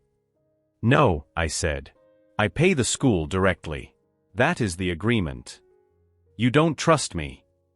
I trust the bursar's office, I said. 2 days later, Leo called. Send Mom the money, he demanded. Leo, the tuition is paid. I have the receipt. She needs to handle it. She says you're holding it over her head. She says you're financially abusing her by bypassing her. That makes no sense, Leo. The goal is to pay for your school. It is paid. Why does the path of the money matter unless she wants to use it for something else? You think she's a thief. I think she has a history of financial mismanagement. I am protecting your education. If you don't send her the money, don't bother coming to parents' weekend. Don't bother calling me. Leo, this is blackmail. It's boundaries, he said. A therapy word weaponized by his mother. I held my ground. I did not send the money to Sarah. I paid the school. Leo followed through. He stopped answering my calls. He returned my birthday card unopened. When I showed up at the campus for parents' weekend, just to see him, he saw me across the quad and turned around. Then came the letter. It was a 6-page email sent to me, my parents, my brother, and my boss. It detailed my abuses. It claimed I had beaten Sarah, false. It claimed I had neglected him, false. It claimed I was hiding millions in offshore accounts, laughable. The last line read, I am cutting you out of my life to heal. Do not contact me. You are dead to me. My parents were horrified. They tried to mediate, but Sarah poisoned that well too. She told Leo that my parents were enablers. Leo cut them off too. I grieved. It was a death. I mourned the son I had, and I mourned the relationship I never got to have. I went to therapy. I processed the anger. I processed the guilt. Eventually, I reached acceptance. I realized that I could not save someone who did not want to be saved. I had to save myself. I focused on my career. I was promoted. I started investing. I met Emily. Emily was everything Sarah was not. She was calm, rational, and kind. She had 2 adult children from a previous marriage who treated me with respect. We built a life together. We traveled. We renovated a house. I told Emily about Leo early on. She read the email. She held me while I cried, and then she helped me box up the photos of him and put them in the attic. If he comes back, she said, it has to be on your terms. He won't come back, I said. Sarah has her claws too deep. But Sarah's claws required maintenance, and maintenance required money. I drove to the diner. I pulled into the parking lot and saw him standing outside, smoking a cigarette. He looked older than 26. His face was gaunt. He was wearing a wrinkled t-shirt and jeans that looked unwashed. He had a duffel bag at his feet. He saw my car, a new Audi, the fruit of my uninterrupted career, and his eyes widened slightly. I parked and got out. I didn't hug him. I stood 5 feet away. "Hello, Leo." "Hey, Dad." He flicked the cigarette away. He looked nervous. "Nice car." "It's reliable," I said. "Let's go inside." We sat in a booth in the back. I ordered black coffee. He ordered a massive breakfast platter. I watched him eat. He ate like he hadn't seen food in 2 days. "So," I said when he slowed down. "The joint account." He wiped his mouth with a napkin. "Yeah. It was my savings. I've been working construction. I had about 15 grand saved up. I was going to move out, get an apartment with a buddy. And Sarah had access. It was the account she opened for me when I was 16. I never changed it. She told me it was better to keep it linked so she could transfer money if I had an emergency." "And did she ever transfer money?" "No. But she took it. All of it. I went to the ATM yesterday and it said insufficient funds. I checked the app. She transferred it to her personal checking 3 days ago." "What did she say when you asked her?" "She said she needed it for the mortgage. She said she was about to lose the house. She said I owed her for raising me. She said I was selfish for hoarding money when she was suffering." I nodded. It was the classic script. "And the car?" "The Mustang died years ago. I bought a truck. It's in her name because my credit is shot. She took the keys. Said if I wasn't going to help the family, I couldn't use the family vehicle." "Your credit is shot." He looked down. "She took out some loans in my name for my tuition. Private loans. High interest. She said she was paying them, but she wasn't. They went to collections." I sat back. The magnitude of the destruction was impressive, even for Sarah. She had not just alienated him, she had consumed him. She had eaten her young to survive. "Why call me?" I asked. "You were very clear that I am the villain." "I know," he said. "I know what I said. But, she's crazy, Dad. I didn't see it before. She screamed at me for 2 hours yesterday because I bought a sandwich instead of giving her the cash. She threw a plate at me." "She throws things," I said. "I remember." "I just need a loan," Leo said, leaning forward. "I need first and last month's rent for an apartment. Maybe a cheap car to get to work. I'll pay you back. I swear." "How much?" 5,000? Maybe 10. I looked at him. I saw the desperation. I saw the boy who used to ask me to push him on the swings. But I also saw the man who had sent that email. I saw the man who had ghosted his grandparents. I saw the man who had participated in my vilification for 6 years. "I have a file at home," I said. "What?" "A file. It contains every bank statement from the divorce. It contains the custody evaluation. It contains the emails between your mother and me regarding your tuition. It contains the proof that I did not hide assets, that I did not abuse her, and that I tried to be your father every single day until you told me to die. Dad, I don't care about the past. I care about right now." "I care about the past," I said. "Because the past is why we are sitting in a diner asking for money instead of having Sunday dinner like a family. You based your entire worldview on a lie. You destroyed our relationship based on that lie.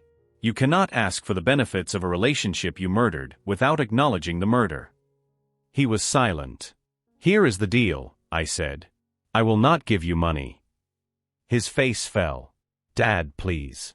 I have nowhere to go." "I will not give you money," I repeated. "But I have a rental property. A small studio apartment on the other side of town. The tenant just moved out. It is empty. I can stay there?" "You can stay there for 3 months. Rent-free. I will pay for the utilities. I will stock the fridge once.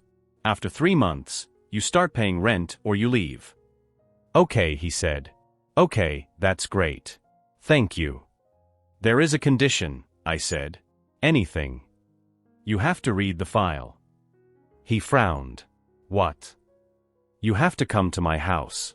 You have to sit in my office. And you have to read the documentation of the last 20 years. You have to read the forensic accounting report. You have to read the emails where she admits to lying to the court. You have to read the letters I sent you that she threw away. You have to know exactly who she is, and exactly who I am. And then you have to apologize. Not a vague "I'm sorry," but a specific acknowledgement of what you did.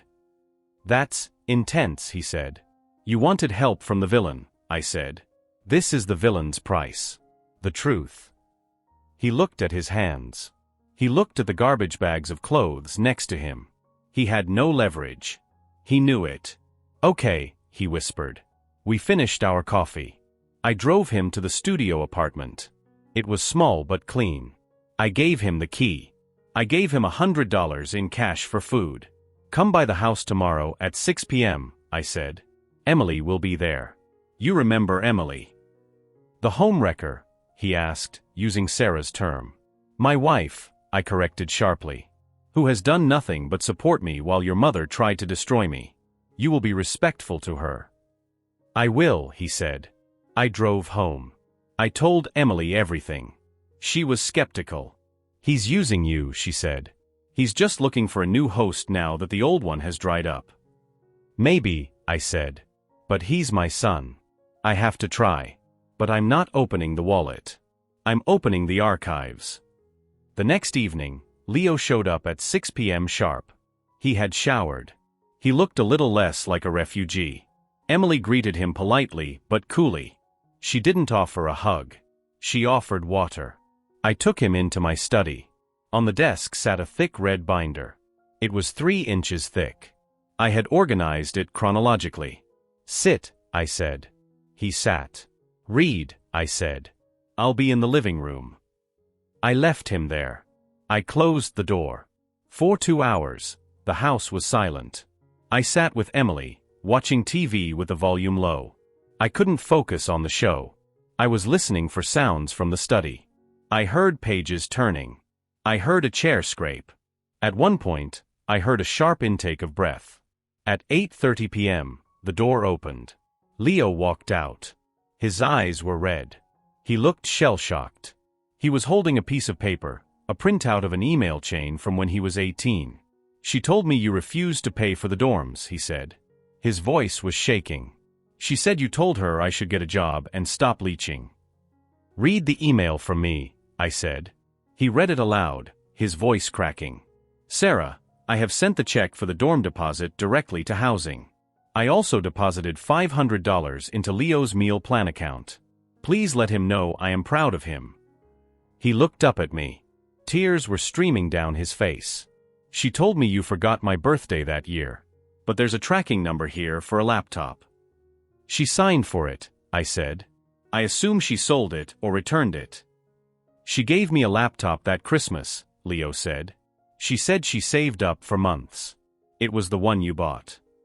He dropped the paper. He sank onto the sofa, putting his head in his hands. Everything, he sobbed. Everything was a lie. The cheating? She said you cheated with a secretary. I never cheated, I said. Sarah was having an affair with her personal trainer. It's in the deposition on page 42. I didn't get that far, he admitted. I think I'm going to throw up. He didn't throw up. He cried. He cried like a child. He cried for the years he lost. He cried for the hate he had carried around, a heavy stone that had been placed in his pocket by someone else. I sat next to him. I didn't hug him yet. I let him cry. I'm sorry, he gasped eventually. Dad, I am so sorry. I said terrible things. I wrote that email. I believed her. I was so stupid. You were brainwashed, I said. But you are out now. She's a monster, he said. She's actually a monster. She is a sick woman, I said. And she is no longer our problem. We talked until midnight. We didn't fix everything. You can't fix 6 years of estrangement in one night. There was still awkwardness. There was still the reality that he didn't really know me, and I didn't really know him. We were strangers with a shared history. But the dam had broken. The next few months were hard. I kept my word. I didn't give him cash. I let him stay in the apartment. He got a job waiting tables while he looked for construction work. He started paying off his debts. I helped him file a police report regarding the fraudulent loan Sarah had taken out in his name. That was a difficult step for him, formally accusing his mother of a crime, but I insisted. If you don't report it, you are accepting the debt, I told him. And you are enabling her to do it to someone else. He filed the report. Sarah was furious. She called me screaming, leaving voicemails that sounded like demonic possession. I saved them. I forwarded them to Leo so he could hear the difference between a mother in pain and a narcissist losing control. She doesn't sound sad, Leo noted, listening to one where she threatened to burn my house down. She sounds inconvenience. She is losing her grip, I said. That is the only thing that matters to her. Leo came over for dinner every Sunday. Emily warmed up to him slowly. She saw that he was trying. She saw that he was working hard. He wasn't the entitled brat anymore. The world had humbled him, and the truth had sobered him. One Sunday, about 6 months after he reappeared, we were sitting on the back deck. We were grilling steaks. Leo had cut his hair. He looked healthy. I'm thinking about going back to school, he said. Community college first. Try to finish my degree. That sounds like a good plan, I said. I won't ask you for money, he added quickly. I know, I said. But if you show me your grades, and they are good, we can discuss tuition assistance. On my terms. Paid to the school. He smiled. It was the first time I had seen a genuine smile on his face since he was 10 years old. Deal, he said. We ate in silence for a while. The sun was setting. It was a good evening. Dad. Yeah. Did you really keep that binder for 20 years? Just waiting for me. I didn't keep it for me, I said. I knew who I was. I kept it for you. I knew that one day, the logic would break down. One day, her math wouldn't add up. And when that day came, I wanted you to have a soft place to land, but a hard surface to stand on. The truth is the hard surface. I'm glad you did, he said. I don't think I would have believed you without the receipts. I know, I said. We are still building. It isn't perfect. There are days when I see Sarah's mannerisms in him, a certain defensiveness, a tendency to play the victim, and I have to call him out on it. He gets angry, but then he catches himself. He is unlearning a lifetime of programming. Sarah is currently facing charges for identity theft and fraud. She has no one left. Her friends have abandoned her. Her family is tired of her. She sits alone in a house she can't afford, screaming into a void. I don't hate her anymore. Hate requires energy. I have indifference. And I have my son back. Not the son I lost. That boy is gone. But the man who returned is someone I can respect. He walked through the fire, and he came out the other side carrying his own baggage, but at least he's the one carrying it now. Last week, Leo brought a girl to dinner. She was nice. She was normal. This is my dad, Leo said when he introduced us. He's the one who helped me get my life together. It was a small sentence. But after being the villain for a decade, the one who helped me sounded like a Nobel Prize. I remembered everything. The insults, the lies, the silence. But looking at him laughing at my dining table, I realized I could remember it without feeling it. I could put the binder back on the shelf. I didn't need to prove I was a good father anymore. I just had to be one. Edit, Update 1. I didn't expect this to blow up. Thank you for the awards and the support. A lot of you are asking about the legal fallout with Sarah and the file. To clarify, the file wasn't just a binder. It was digital backups, cloud storage, physical copies of court transcripts, bank statements, and every text message I ever received. I worked in logistics. Documentation is my religion. When Sarah accused me of hiding money during the divorce, I hired a forensic accountant myself to prove I wasn't. I kept that report. When she accused me of abuse, I kept the police reports that stated no evidence found. As for the fraud charges against Sarah, it's moving forward. Leo's credit report showed 6 credit cards and 3 personal loans taken out in his name, totaling about $85,000. She used his social security number. Because he was living with her, she intercepted the mail. Leo struggled with pressing charges. She's my mom, he kept saying. I told him, she didn't act like a mom when she destroyed your financial future to buy designer handbags. The turning point was when he found out she had also taken out a loan in his name to pay for a vacation she took with her boyfriend, while Leo was working double shifts to pay the rent she was charging him. That level of betrayal cut through the guilt. He gave his statement to the detective last month. Sarah was arrested 2 weeks ago. She called me from jail. I didn't answer. I let it go to voicemail. I listened to it later with Leo. You turned him against me, she screamed on the recording. You poisoned him. You're paying him to lie. Leo listened to it stone-faced. She sounds exactly like she did when I was 12, he said. I just never heard it from the outside before. We are currently looking into therapy for Leo. He has a lot of flea behavior, traits picked up from the narcissist, that he wants to get rid of. He has trouble with accountability and tends to lie about small things to avoid conflict. But he acknowledges it. That's the first step. I'm just tired, guys. But it's a good tired. The silence in my house is gone, replaced by the occasional visit, the text messages, the noise of a relationship being rebuilt.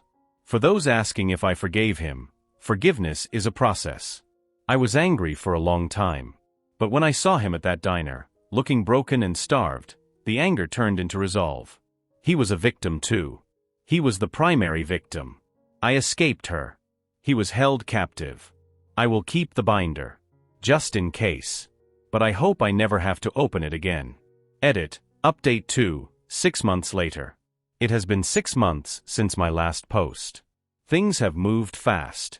Sarah pleaded guilty to identity theft and fraud. She took a plea deal to avoid a lengthy trial. She got 3 years in prison and restitution, which she will never pay because she has no money. The sentencing hearing was last week. Leo and I went. Sarah walked into the courtroom in an orange jumpsuit. She looked old. The glamour was gone. Without the hair dye, the makeup, and the expensive clothes, she was just a bitter, shrinking woman. When she saw Leo, she started crying. Not silent tears. Loud, theatrical sobbing. My baby. Look what they did to me. Leo didn't flinch. He sat next to me, his back straight. When the judge asked if the victim wanted to make a statement, Leo stood up. He walked to the podium. He didn't look at Sarah. He looked at the judge. My mother taught me that love is a transaction, Leo said. She taught me that people are objects to be used. She stole my money, but that's not the worst part. She stole my father from me for 10 years. She stole my childhood. She made me believe the only person who actually loved me was my enemy. I am asking for the maximum sentence, not for revenge, but because she needs to be stopped. She will do this to anyone she can. Sarah screamed. She actually screamed. He's lying. Mark wrote that for him. He's a puppet. The bailiff had to silence her. The judge gave her the 3 years. Walking out of the courthouse, Leo let out a breath he seemed to have been holding since he was 14. Do you want to get a drink? He asked me. I have work, I said. But I can do lunch. Lunch is good. We went to a sandwich shop. It was mundane. It was boring. It was wonderful. Leo is doing well in community college. He's studying accounting. I want to understand money, he said. So no one can ever do this to me again. He's paying me rent for the studio apartment now. It's not much, but he insists. He brings Emily flowers sometimes. He calls my parents once a week. They are cautious, but they are happy to hear his voice. The most interesting thing is how my own feelings have changed. I used to think vindication would feel like a triumph. I thought seeing Sarah in handcuffs and hearing Leo apologize would feel like winning the Super Bowl. It doesn't. It feels like cleaning up after a hurricane. The storm is over, the damage is done, and now we are just picking up debris. There is no joy in it. There is just the satisfaction of order being restored. I look at Leo and I see the scars. He is anxious. He trusts no one but me and Emily. He checks his bank account 3 times a day. He apologizes profusely if he drops a fork. We are working on it. I realized something important through all this. The no-contact movement is vital for victims of abuse. I used it to save myself from Sarah. but it can also be weaponized. Sarah weaponized it against me. She used the language of therapy, boundaries, toxicity, gaslighting to enforce control. If you are a parent going through this, document everything. Do not fight fire with fire. Fight fire with water. Be the calm, stable reality. Do not badmouth the other parent, even if they deserve it. Just state facts. Keep the receipts. And if your child comes back, remember that they are waking up from a coma. They will be confused. They will be hurt. They will have bed sores. Don't force them to run a marathon. Just help them learn to walk again. Thanks for reading. I think this chapter of my life is finally closed. The binder is going into the attic, right next to the box of photos Emily saved. I'm going to go grill some steaks with my son. Edit, Update 3, 2 years later. I'm logging back into this throwaway because I received a notification that someone commented on this old post, and I realized I never gave a final update. Leo graduated last month. Associate's degree in Business Administration. He's transferring to the State University in the fall to finish his bachelor's. He's on the dean's list. He lives in his own apartment now, not my rental. He pays his own bills. He drives a modest Toyota that he bought with cash. Sarah was released on parole early due to overcrowding. She tried to contact Leo immediately. She sent a letter to my house. She didn't have his address. I didn't open it. I called Leo. Your mother sent a letter, I said. Do you want it? Burn it, he said. Are you sure? I don't need to know what she has to say. I know the script. I burned it in the fireplace. Leo has a serious girlfriend now, Maya. She knows the whole story. She comes from a big, loud, healthy family. I think it's good for Leo to see that families can fight without destroying each other. Last Christmas, Leo gave me a gift. It was a framed photo of the two of us from a fishing trip we took when he was 8. It was one of the few photos Sarah hadn't destroyed or that I hadn't hidden away. I found this in a box at Grandma's, he said. You look happy. I was, I said. I'm sorry I missed so many Christmases, he said. You're here for this one, I said. That's the takeaway. You can't get the time back. The years between 20 and 26 are gone. I will never see him graduate high school. I will never teach him to drive, the first time. I will never buy him his first legal beer. But I get the future.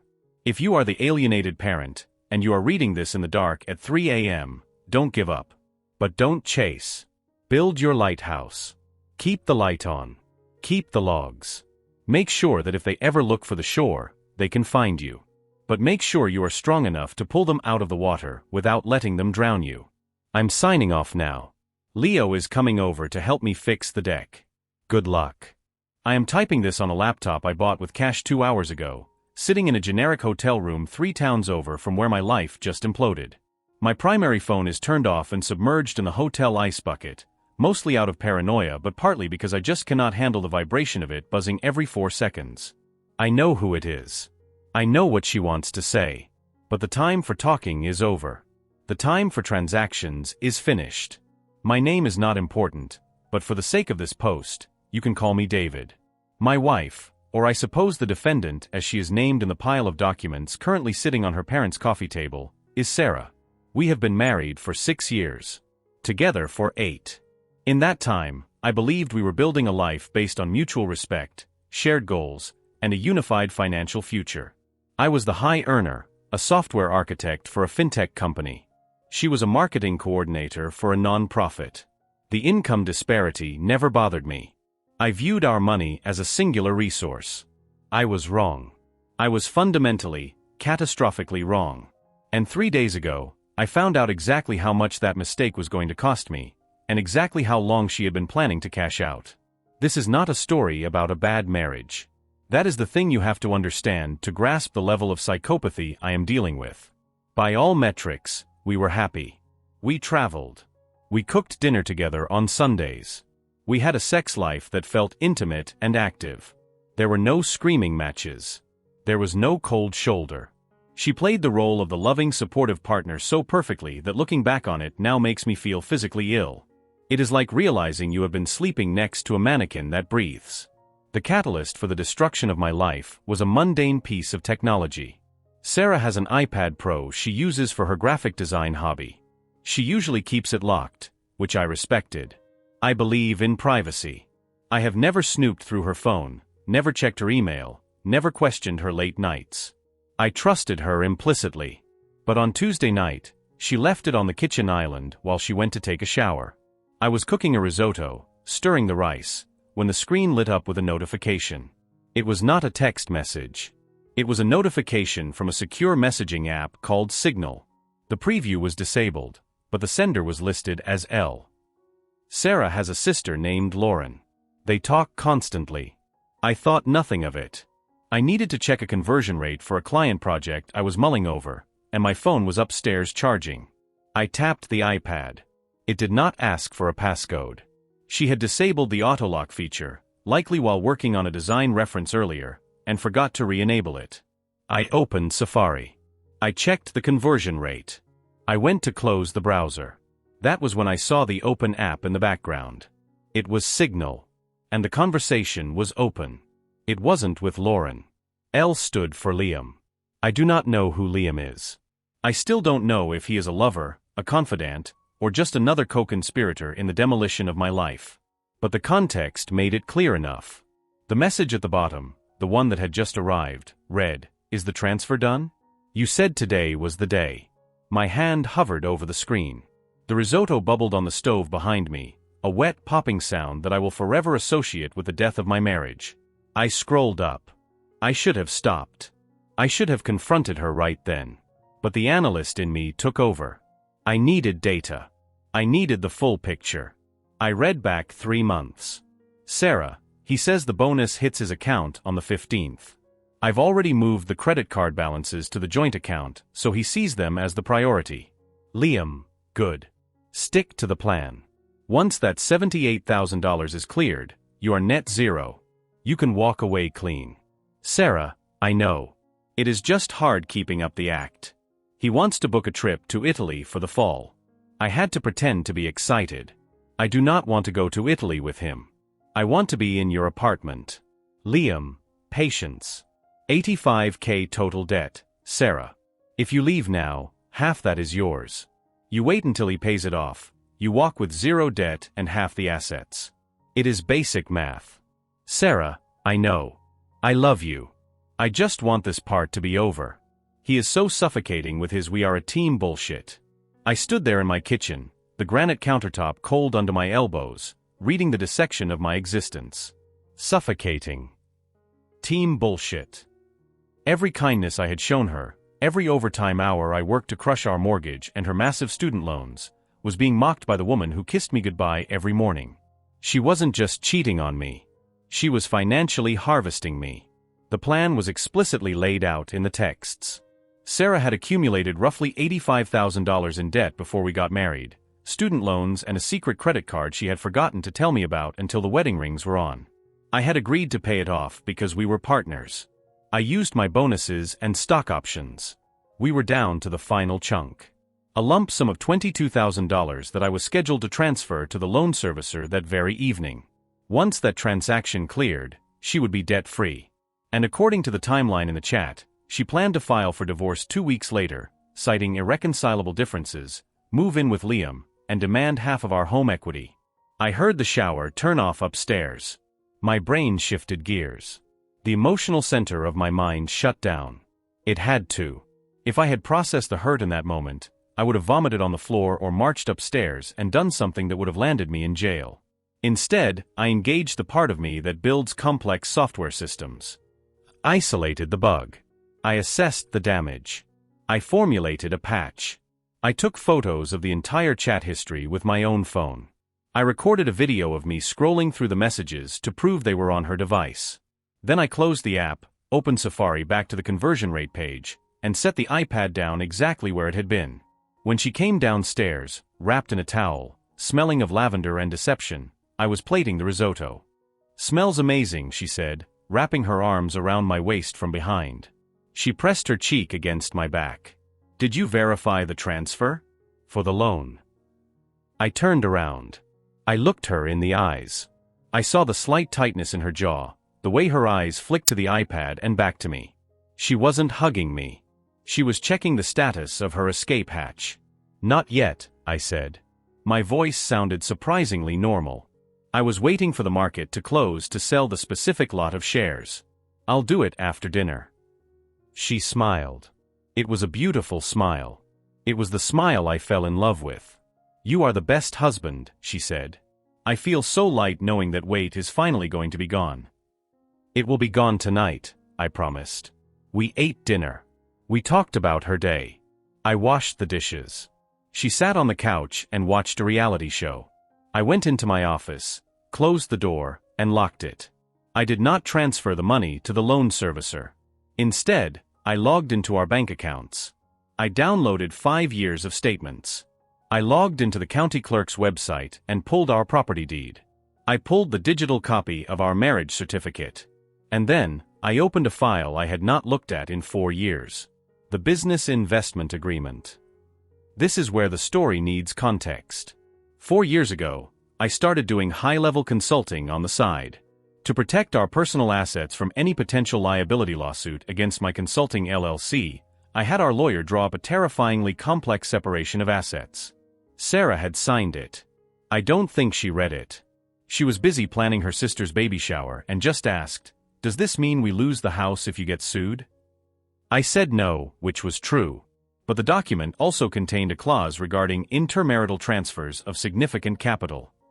It stated that any sum over $10,000 transferred from my business entity or my premarital investment accounts to pay for liabilities incurred solely by the other party was to be classified as a callable demand loan unless explicitly gifted in writing at the time of transfer.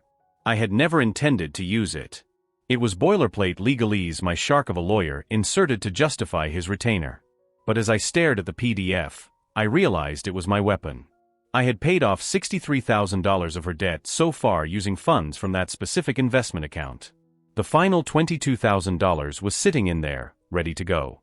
If I paid the loan directly, it was a gift. If I transferred the money to her personal account, and she paid the loan, and I didn't mark it as a gift, it was a loan. A loan she was legally obligated to repay upon demand. But I needed to be sure. I called my lawyer on his personal cell. It was 9 p.m. He answered on the second ring. "David? Everything okay?" "No," I said. "I need you to look at the agreement we signed in 2020. I need to know if Clause 7B is enforceable if the marriage is dissolved due to infidelity." There was a pause. I heard the rustle of papers or maybe bed sheets. "Talk to me." I gave him the summary. No emotions. Just facts. Text messages. Timelines. Amounts. "Okay," he said, his voice shifting from friend to litigator. "If you pay the loan servicer directly, it is murky. Courts might view it as marital waste or a gift to the community. But if you transfer the funds to her sole checking account, the one you're not on, and she pays the debt? And we have that agreement signed? That is a loan, David. And if she files for divorce, we call the loan. We attach a lien to her share of the marital assets." "She plans to leave in 2 weeks," I said. "Then we move faster," he replied. "Do not let her file first. If she files, she controls the narrative. We file. We file for divorce based on adultery, which in our state affects alimony. And we file a civil suit for the repayment of the loan." "I want to do it tonight," I said. "No. You have to wait. You have to let her take the money. You have to let her execute the payment. She has to accept the funds. That seals the contract." I hung up. I walked out of the office. Sarah was asleep on the couch, the blue light of the TV flickering over her face. I woke her up gently. "Hey. I am about to make the transfer." She sat up, rubbing her eyes. "Really?" "Yeah. But there is a glitch with the direct pay to the loan provider. The site is down for maintenance. I can just wire it to your personal checking, and you can pay it in the morning? That way the money is in your hands and you don't have to stress." She didn't hesitate. "Greed makes people stupid. Yeah, that works. Just send it to the Chase account." I transferred $22,000 to her personal account. I added a memo note, "For 2020 agreement fulfillment." It was vague enough she wouldn't question it, specific enough to hold up in court. "Done," I said, showing her the confirmation screen. She hugged me. She actually cried. "Thank you. You have no idea what this means to me." "I think I do," I said.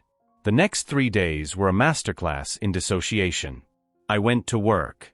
I came home. I kissed her. I listened to her talk about how free she felt now that the payment had cleared. She was texting Liam the whole time. I saw the notifications pop up when she left her phone on the table. Money is gone. Balance is 0.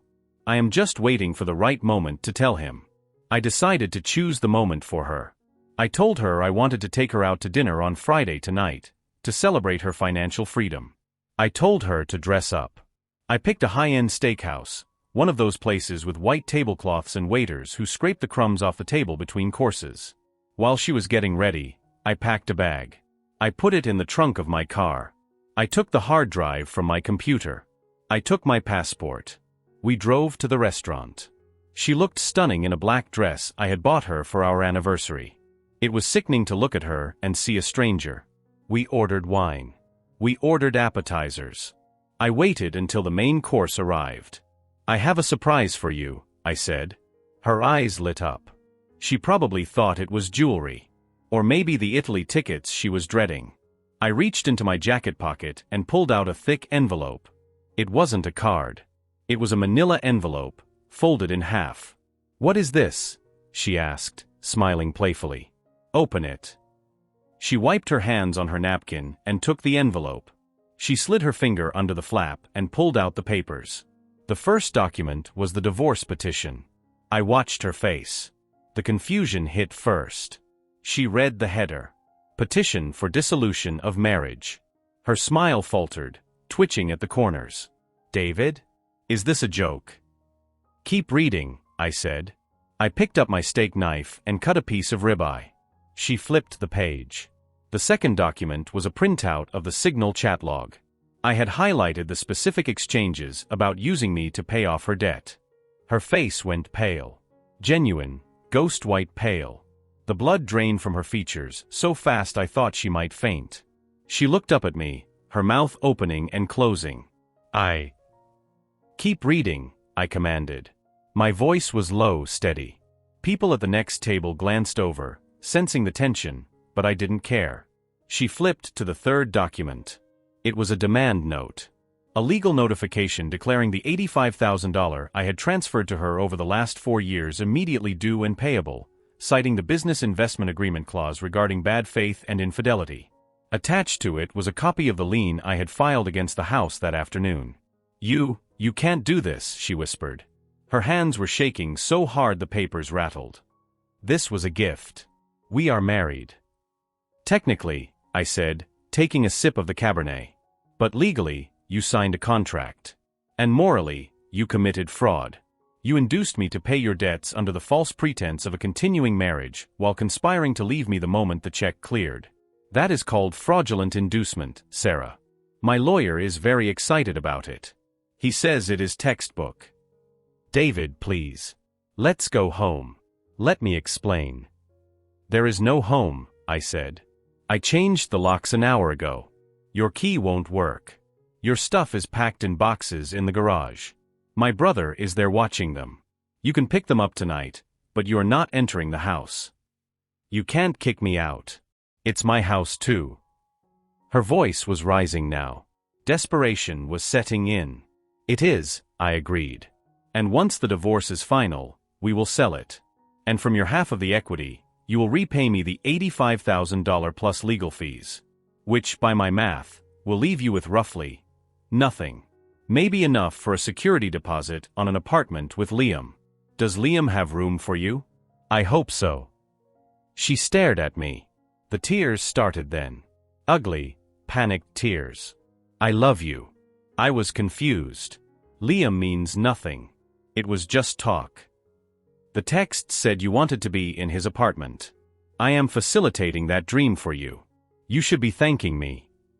I signaled the waiter. He came over, looking uncomfortable. "Check, please," I said. "David, stop." She grabbed my arm. Her nails dug into my suit jacket. "We can fix this. I am sorry. I made a mistake. Please don't destroy me. I looked at her hand on my arm. I felt nothing. No anger. No love. Just the cold vacuum of a transaction completed. You destroyed us, Sarah. I am just balancing the ledger. I paid the bill. I stood up. She was sobbing now, head in her hands, the papers scattered on the table among the expensive cutlery. I am going away for a few days, I said. Do not contact me. Speak to my lawyer. If you try to come to the house, the police will be called. I have already filed a report regarding the unauthorized access to my digital financial data, just in case you get any ideas about hacking my accounts. I walked out of the restaurant. I left her there with the ruins of her scheme. I drove until I hit this town. I checked into this hotel. I sat on the bed and stared at the wall for an hour. Now I am writing this. My phone, before I drowned it, was lighting up with texts from her. From Lauren. From her mother. I didn't read them. I don't need to. I know the script. I am the monster. I am the vindictive husband who blindsided his poor wife. But I know the truth. And I have the screenshots. I plan to stay here for the weekend. On Monday, I meet with the forensic accountant my lawyer recommended. We are going to dig through every transaction she has made in the last 2 years. If she funneled so much as 10 cents of our joint money to Liam, I will add it to the lawsuit. She wanted a clean slate. She wanted to walk away with 0 debt. She got her wish. She has no debt to the bank. She belongs to me now. Update 1. The fallout. It has been 4 days since the dinner. I am back in the city, but staying at a short-term rental apartment. I have not stepped foot in the house, mostly to avoid any accusations of harassment or confrontation. My lawyer, let's call him Saul, because he is that kind of effective, advised me to maintain 0 contact. The silence from my end seems to have driven Sarah and her family into a frenzy.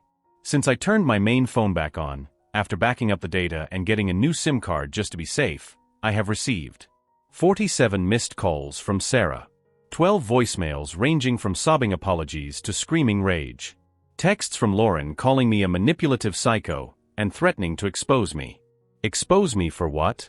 Paying her sister's debt? A polite but confused email from her father asking if we can all sit down and talk this through like adults. I did not respond to the family.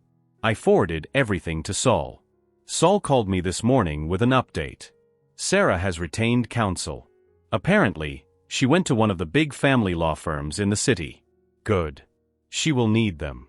They are going to argue the postnup is unconscionable, Saul told me over coffee. They will say she didn't have independent counsel when she signed it. She refused independent counsel, I reminded him. We have the waiver she signed. She said she didn't want to spend the money on a second lawyer. Exactly. We are solid there. But here is the interesting part, David. Her lawyer called me. They want to settle. I laughed. A dry, humorless sound. Settle? We haven't even gone to court. She knows she is exposed. The texts regarding the plan to leave you after the debt payment are damning. It proves premeditation. It destroys her credibility. If this goes to a judge, she looks like a con artist.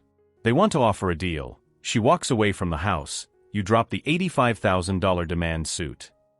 I thought about it. The house has about $200,000 in equity. If she walks, I keep the house, sell it, and net the full $200,000.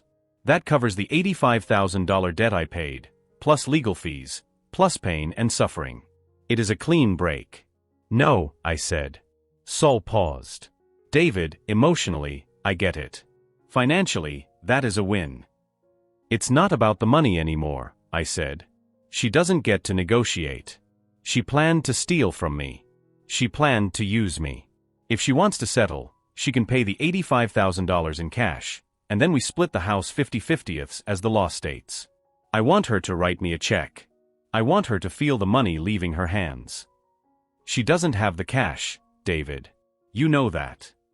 Then she can garnish her wages. Or she can ask Liam. Saul sighed, but I could hear the grin in his voice. You are a hard man, David. I'll convey the message. The discovery of Liam. I did some digging on Liam. It wasn't hard. Sarah isn't as smart as she thinks she is. She had his number saved under L in her contacts, but she had Venmo transactions with a Liam T from months ago. Coffee, lunch, Uber. Small amounts. Liam is a 26-year-old personal trainer. Sarah is 32. I am 34. He posts a lot on Instagram. Shirtless mirror selfies. Motivational quotes about grinding and taking what's yours.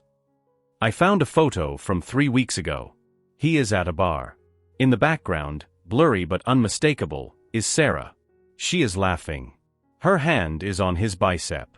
The date of the photo corresponds to a night she told me she was staying late at the office for a fundraising gala. I felt a fresh wave of nausea, but it passed quickly. The reality is, Liam is a symptom, not the disease. Sarah is the disease. Liam is just a guy who saw an easy mark, an unhappy wife with access to a high-earning husband's resources. The gift keeps giving. Yesterday, I received a notification from my credit monitoring service. An inquiry. Sarah tried to open a new credit card in her name. It was denied. Why? Because when I filed the demand note and the lien, it hit public records. Her debt-to-income ratio just exploded. To any creditor, she now looks like she owes a private lender, me $85,000 on a $60,000 salary. She is radioactive. She can't get a lease. She can't get a car loan. She certainly can't get a mortgage. I admit, I smiled when I saw that alert. The confrontation.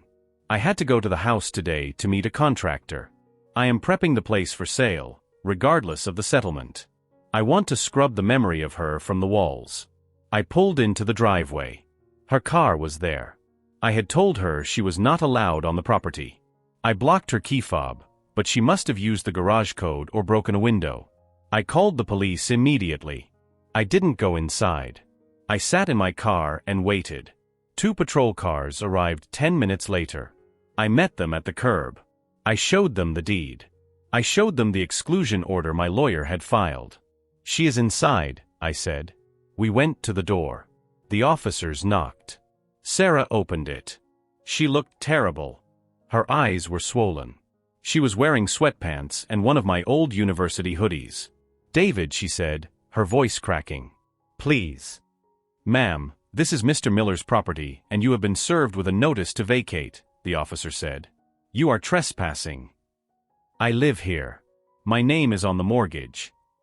And there is a pending court order barring you from the premises due to the volatile nature of the separation and potential destruction of assets, I interjected, reciting what Saul had told me. She has already attempted to access my digital banking. I cannot trust her around the physical assets. The officer looked at her. Ma'am, you need to leave. If you need to retrieve personal items, we can supervise that for 10 minutes. Otherwise, you need to go. She looked at me.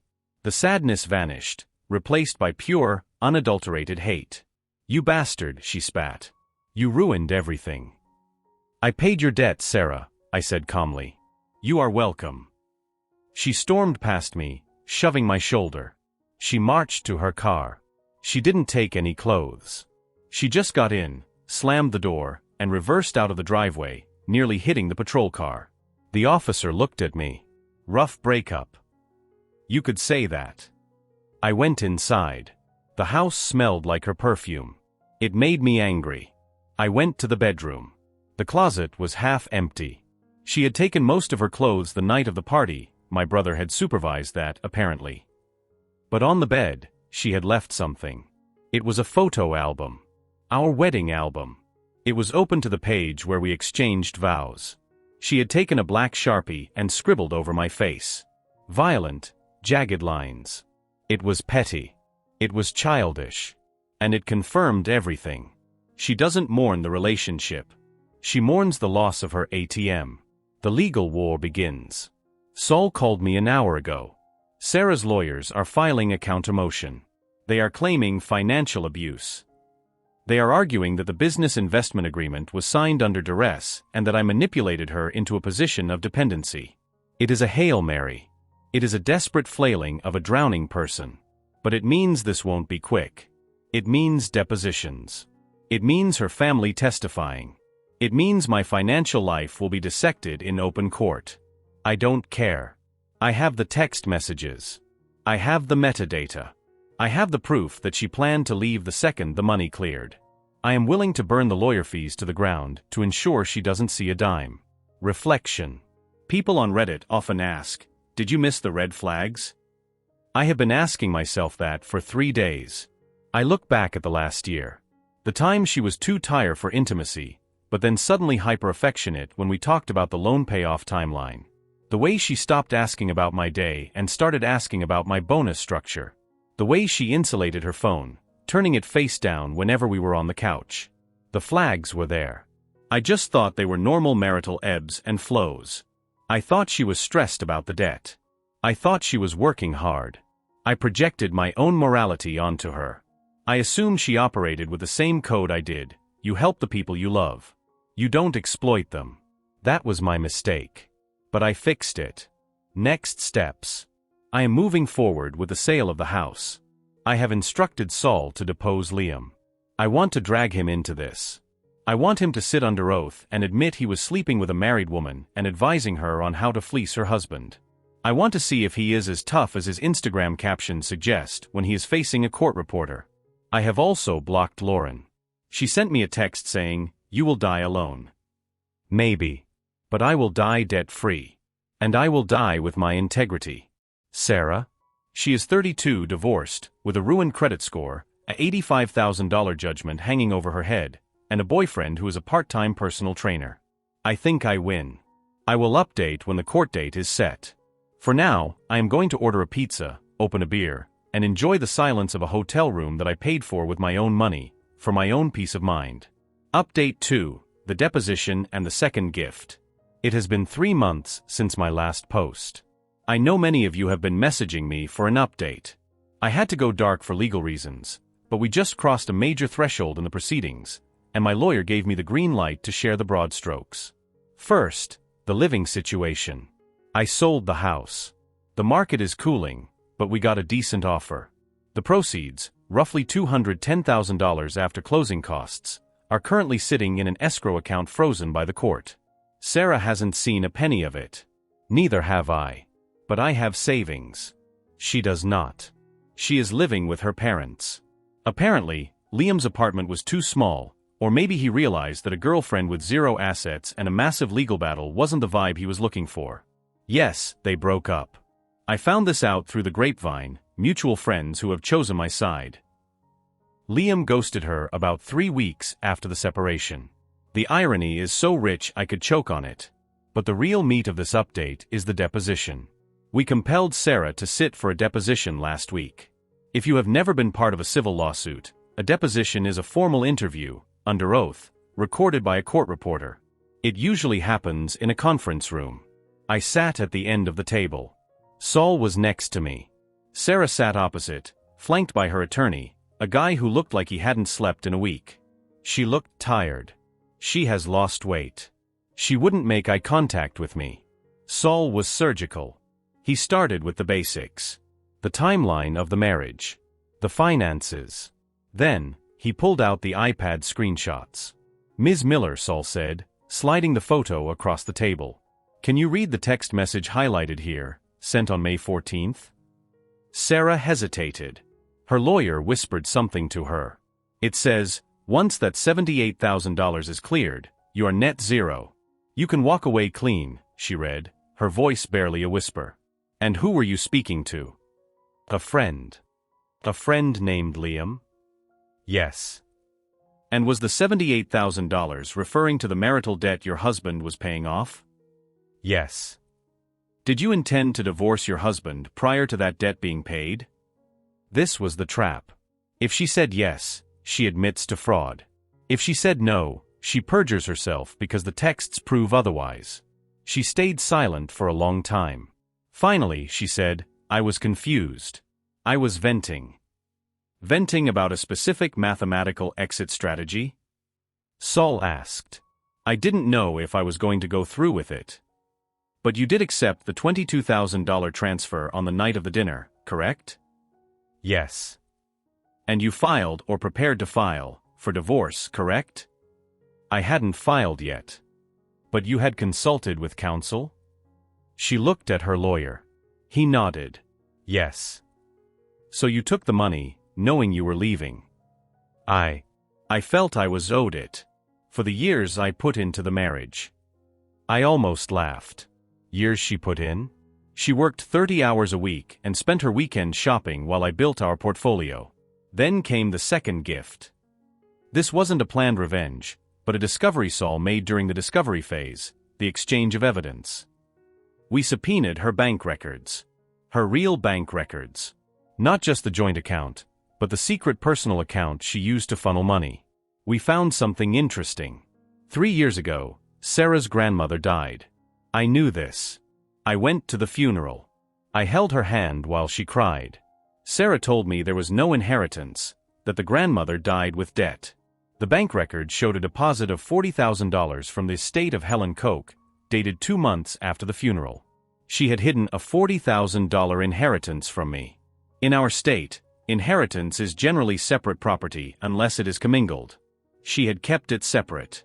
Smart. However, in her sworn financial affidavit for the divorce, the document where you have to list all your assets, she didn't list it. She claimed she had $2,000 to her name. She hid assets from the court. Saul slid the bank statement across the table. Ms. Miller, can you explain this deposit? Sarah's eyes went wide. Her lawyer grabbed the paper. He turned red. He evidently didn't know about it either. I forgot about that. You forgot about $40,000? Saul asked.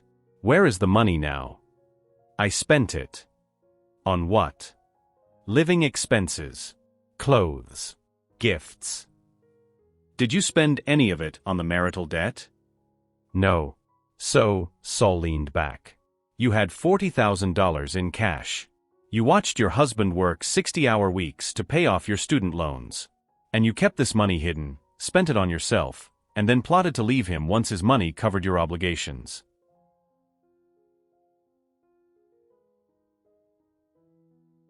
Silence.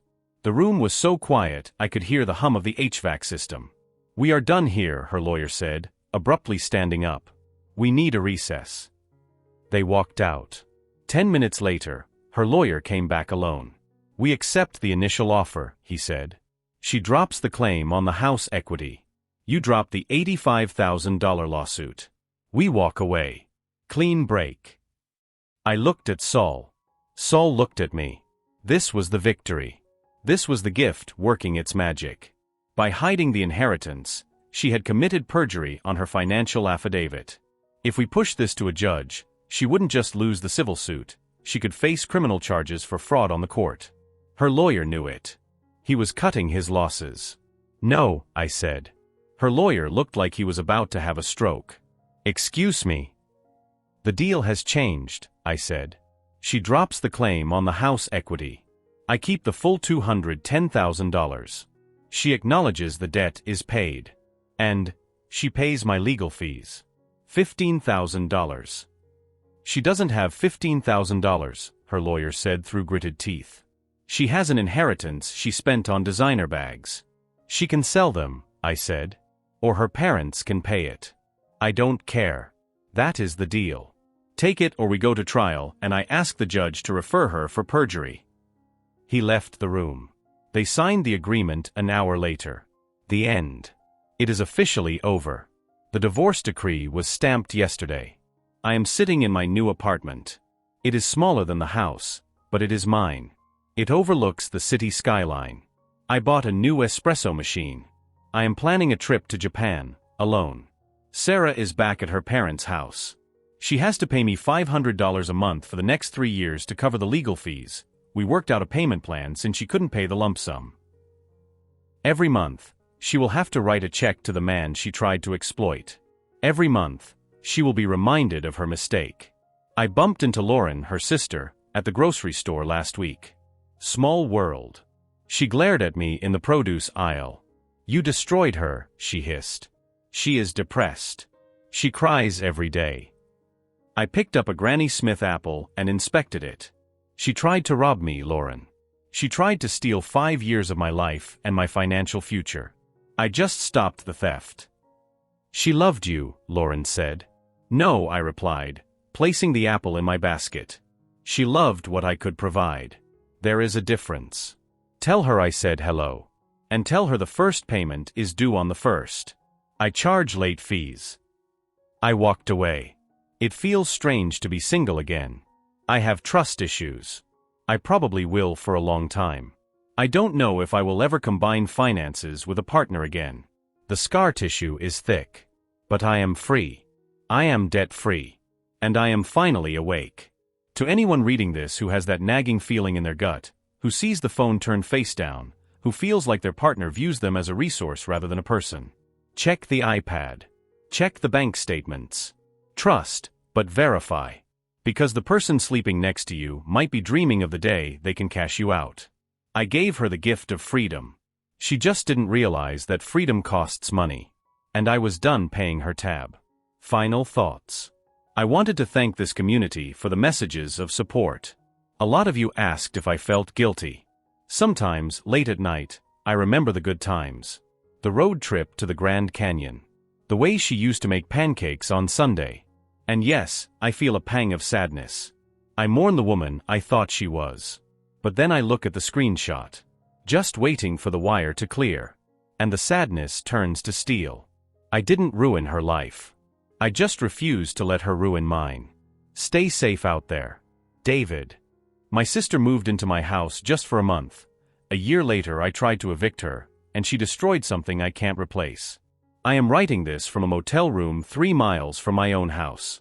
My hands are shaking, not from fear, but from a rage so cold and absolute that I do not recognize myself in the mirror. I cannot go home. The police have cordoned off my garage as a crime scene, and the smell of industrial paint stripper and gasoline is so thick in the air that it clings to my clothes even now. People on this forum always talk about boundaries. They talk about shiny spines and going no contact, as if these are simple switches you flip. They do not tell you that asserting your boundaries against a narcissist is not a liberation. It is a declaration of war. And in war, there is always collateral damage. I lost the war yesterday. To understand why I am sitting in a motel room staring at a water stain on the ceiling, you need to understand the history of the 1967 Shelby GT500 clone I called the Eleanor Project. And you need to understand my sister, Chloe. I bought my house 5 years ago.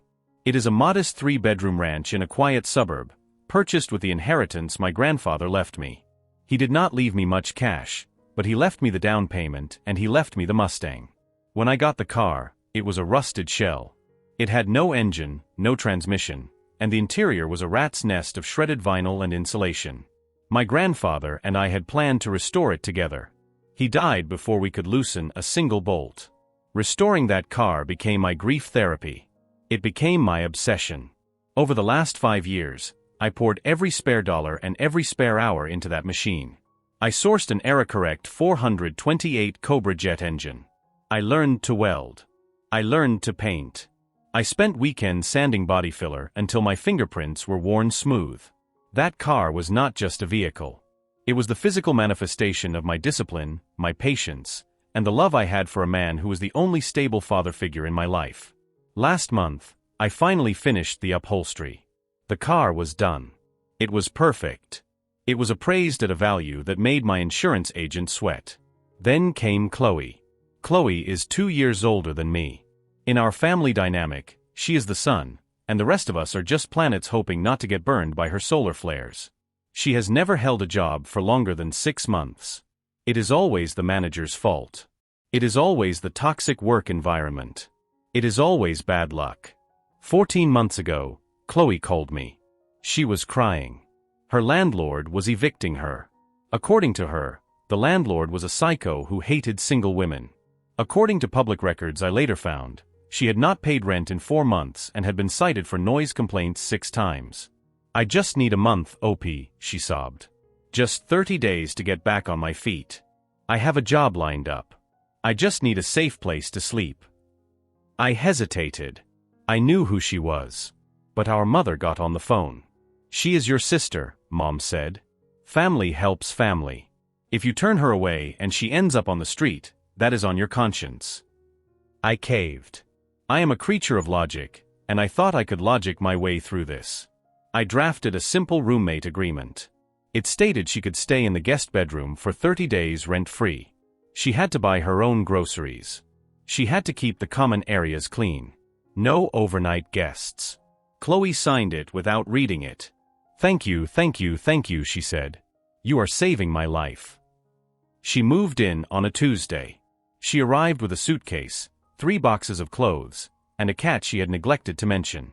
"I couldn't leave Mr. Whiskers," she said, holding up a mangy tabby that hissed at me. "The shelter would have killed him. I am allergic to cats. Not deathly allergic, but enough that my eyes itch and my throat feels tight." I told her the cat had to stay in her room. She agreed. The first week was deceptively normal. Chloe slept until noon, but she kept to her room. She made herself sandwiches. She even washed her plate. I thought perhaps I had been too harsh in my judgment. I thought perhaps she really was trying. The slide began in week 3. I came home from work to find the living room dominated by the television volume. Chloe was sprawled on my leather sofa, eating cereal out of a mixing bowl. There was milk dripped on the cushions. "Hey," I said. "Please use a coaster. And please don't eat on the leather." She rolled her eyes. "Relax, OP. It's just furniture. You are so uptight."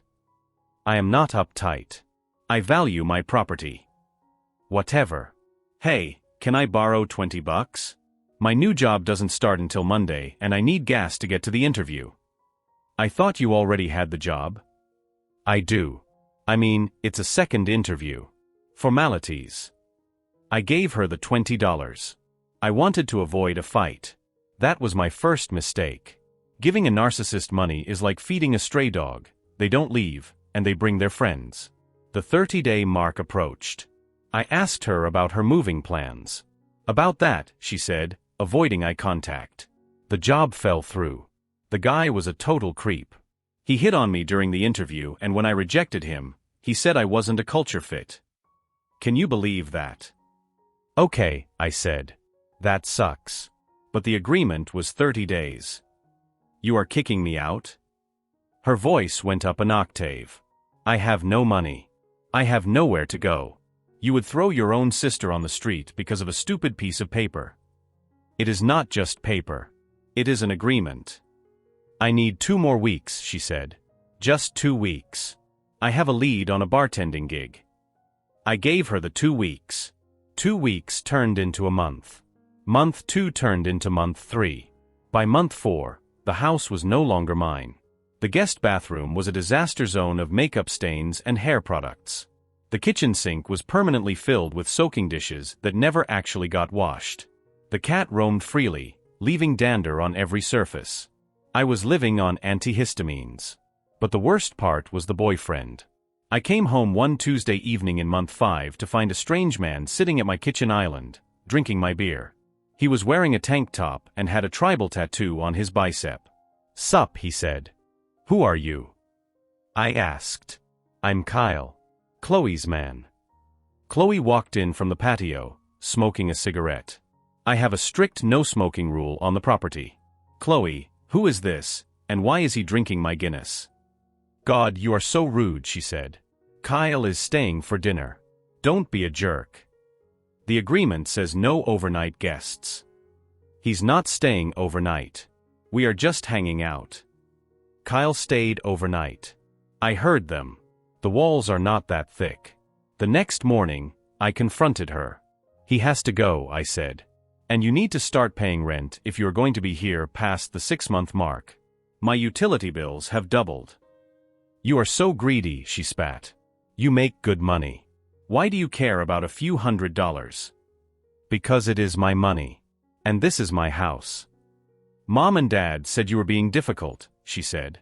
"They said you should be supportive." I called our parents.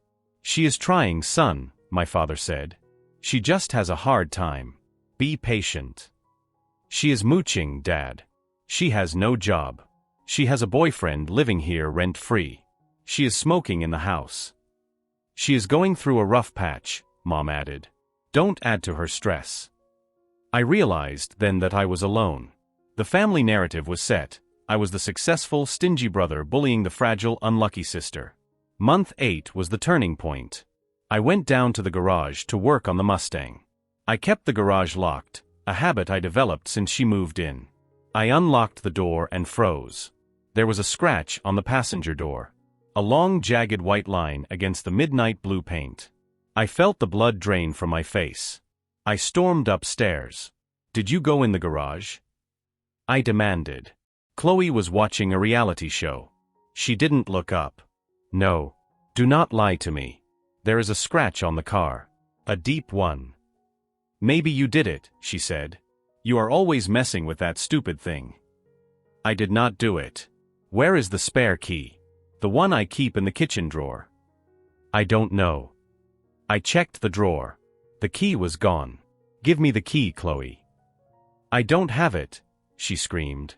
"You are crazy. It's just a car. You care more about that car than you care about people." I found the key later that day in her purse while she was in the shower. I took it back. I installed a deadbolt on the garage door that required a code. I also served her with a formal eviction notice.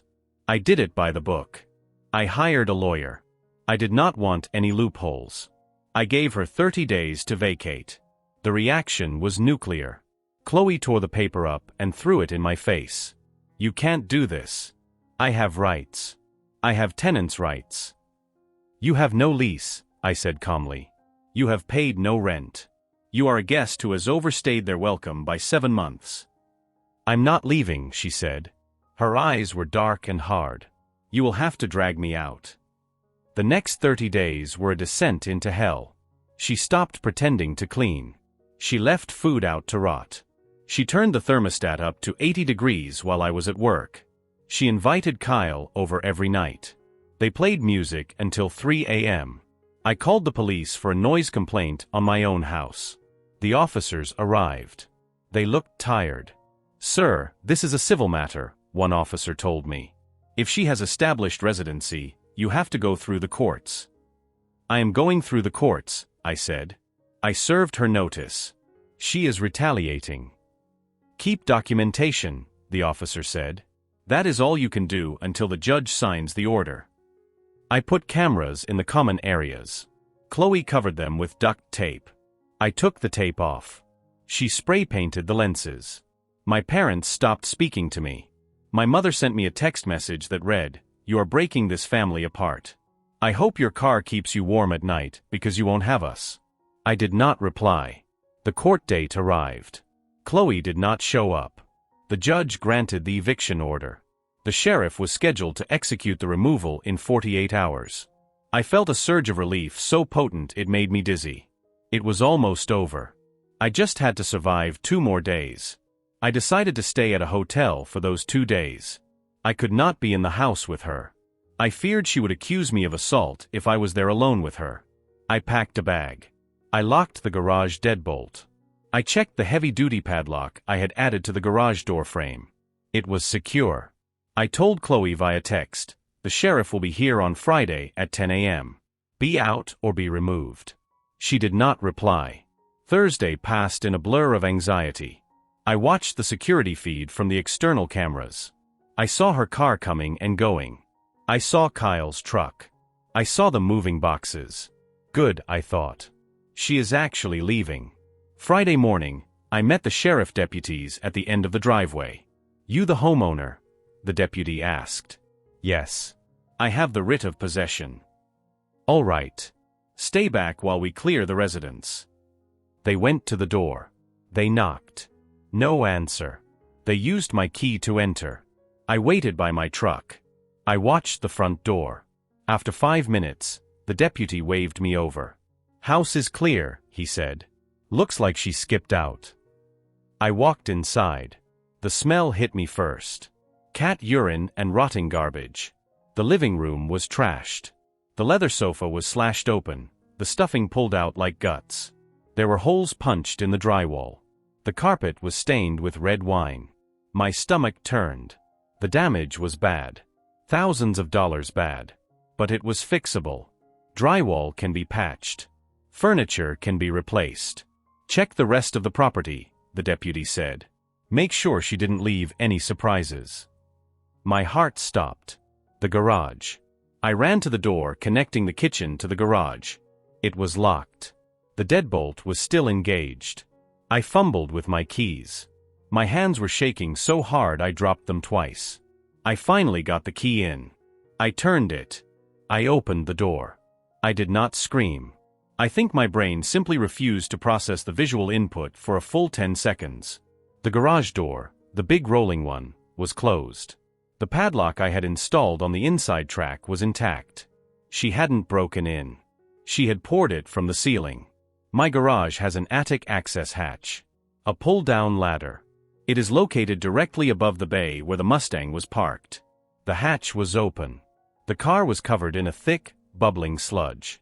The paint, the midnight blue metallic paint I had spent 6 months perfecting, was sliding off the metal in sheets. It looked like the car was melting. She had used industrial aircraft stripper. Gallons of it. But that wasn't all. The windshield was shattered. A cinder block lay on the dashboard, having crushed the instrument cluster, the rare restored gauges I had hunted for 3 years. The seats, the custom leather upholstery I had just installed, were slashed to ribbons. And the engine bay. The hood was popped open. I walked over, my boots crunching on broken glass. She had poured concrete mix into the intake. She had poured sugar in the gas tank. She had cut every wire she could reach with shears. She hadn't just damaged the car. She had executed it. I fell to my knees. I think I made a sound then. A guttural, animal noise that made the deputy step forward and grab my shoulder. "Sir? Sir, step back. The fumes." I couldn't move. I stared at the melting fender. I stared at the concrete hardening in the carburetor. On the workbench, next to the empty cans of stripper and the bag of concrete, was a note. It was written in Sharpie on the back of the eviction notice. "Family helps family. Now you have a project to keep you busy since you're so lonely. Love, Chloe." I vomited. I dry heaved until my ribs ached. The deputy called in a vandalism report. He took photos. He looked sick himself. "I've seen domestic disputes," he said quietly. "But this is hateful." I gave them her information. I gave them Kyle's license plate number, which I had memorized. I gave them her parents' address. Then I walked out of the garage, got in my truck, and drove to this motel. I have been here for 6 hours. My phone has been blowing up. My parents. "How could you call the police on your sister?" my mother left in a voicemail. "She called us crying. She said it was an accident. She said she was trying to help you clean the garage and spilled some paint thinner."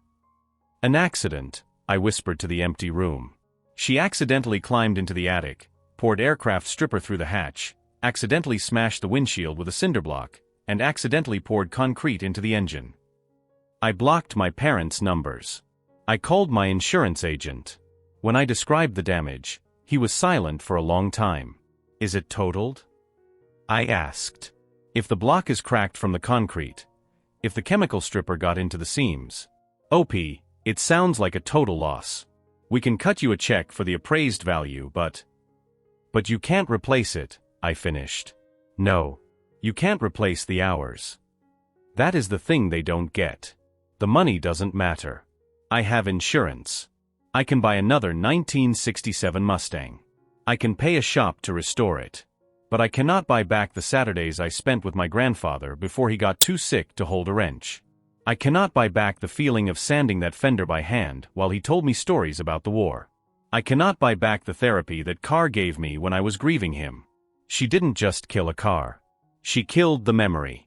She knew exactly what she was doing. She knew that Carr was the one thing I loved more than anything material in this world. I am pressing charges. The detective called me an hour ago. They found Chloe and Kyle at a motel 2 towns over. They had my grandfather's vintage tools in the back of the truck. They were planning to pawn them. She is being charged with felony destruction of property, grand larceny, and burglary. My mother called my work line since I blocked her cell. She was screaming. "Drop the charges. She is your sister.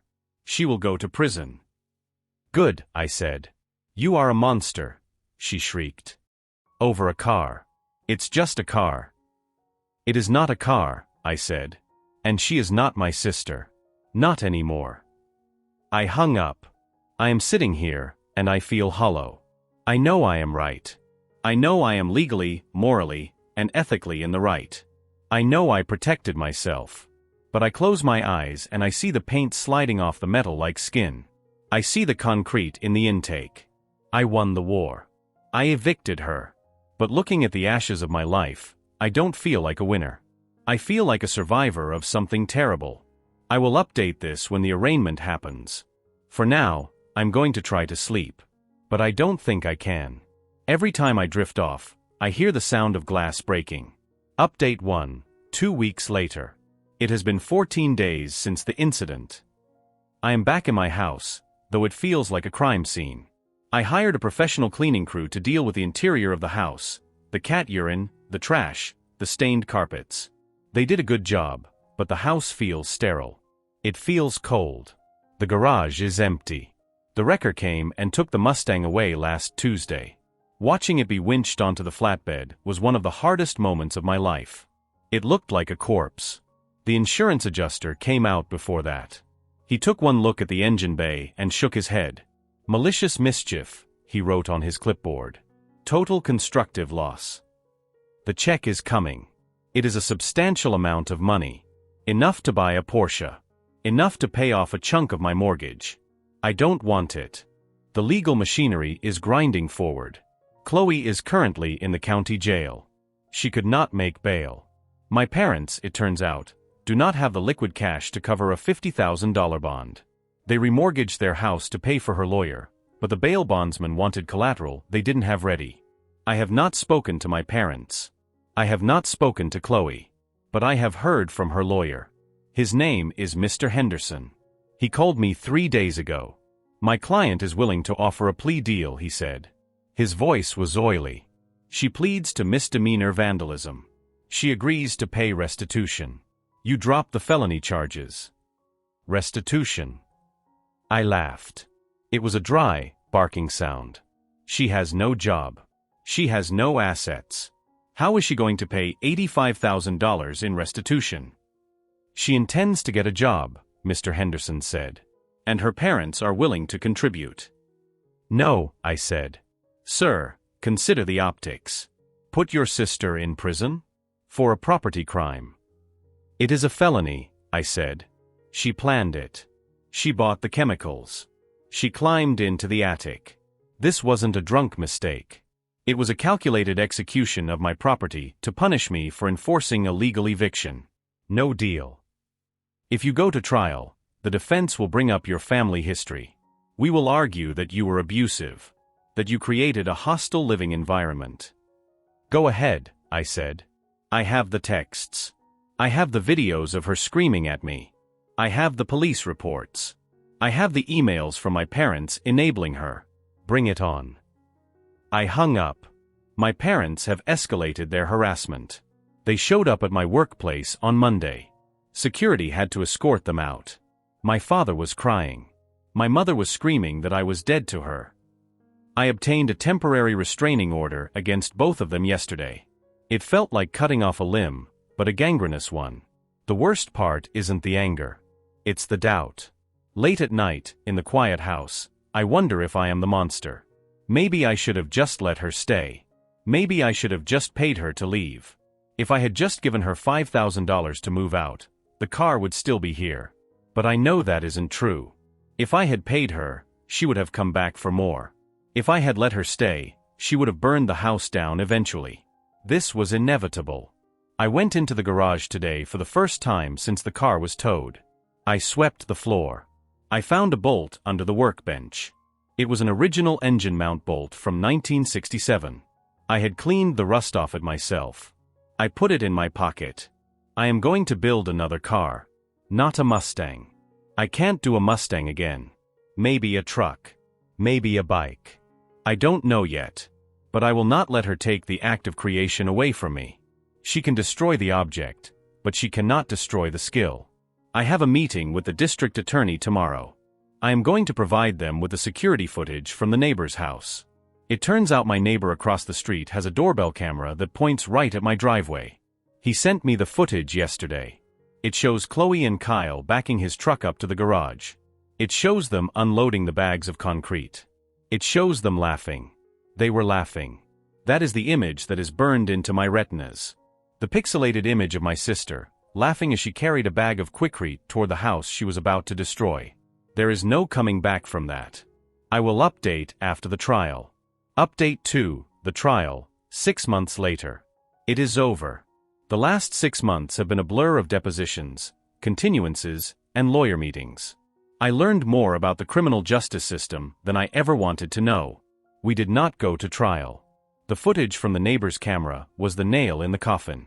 Once the defense saw the video of them laughing, premeditation clearly visible, their crime of passion/stress-induced break defense crumbled.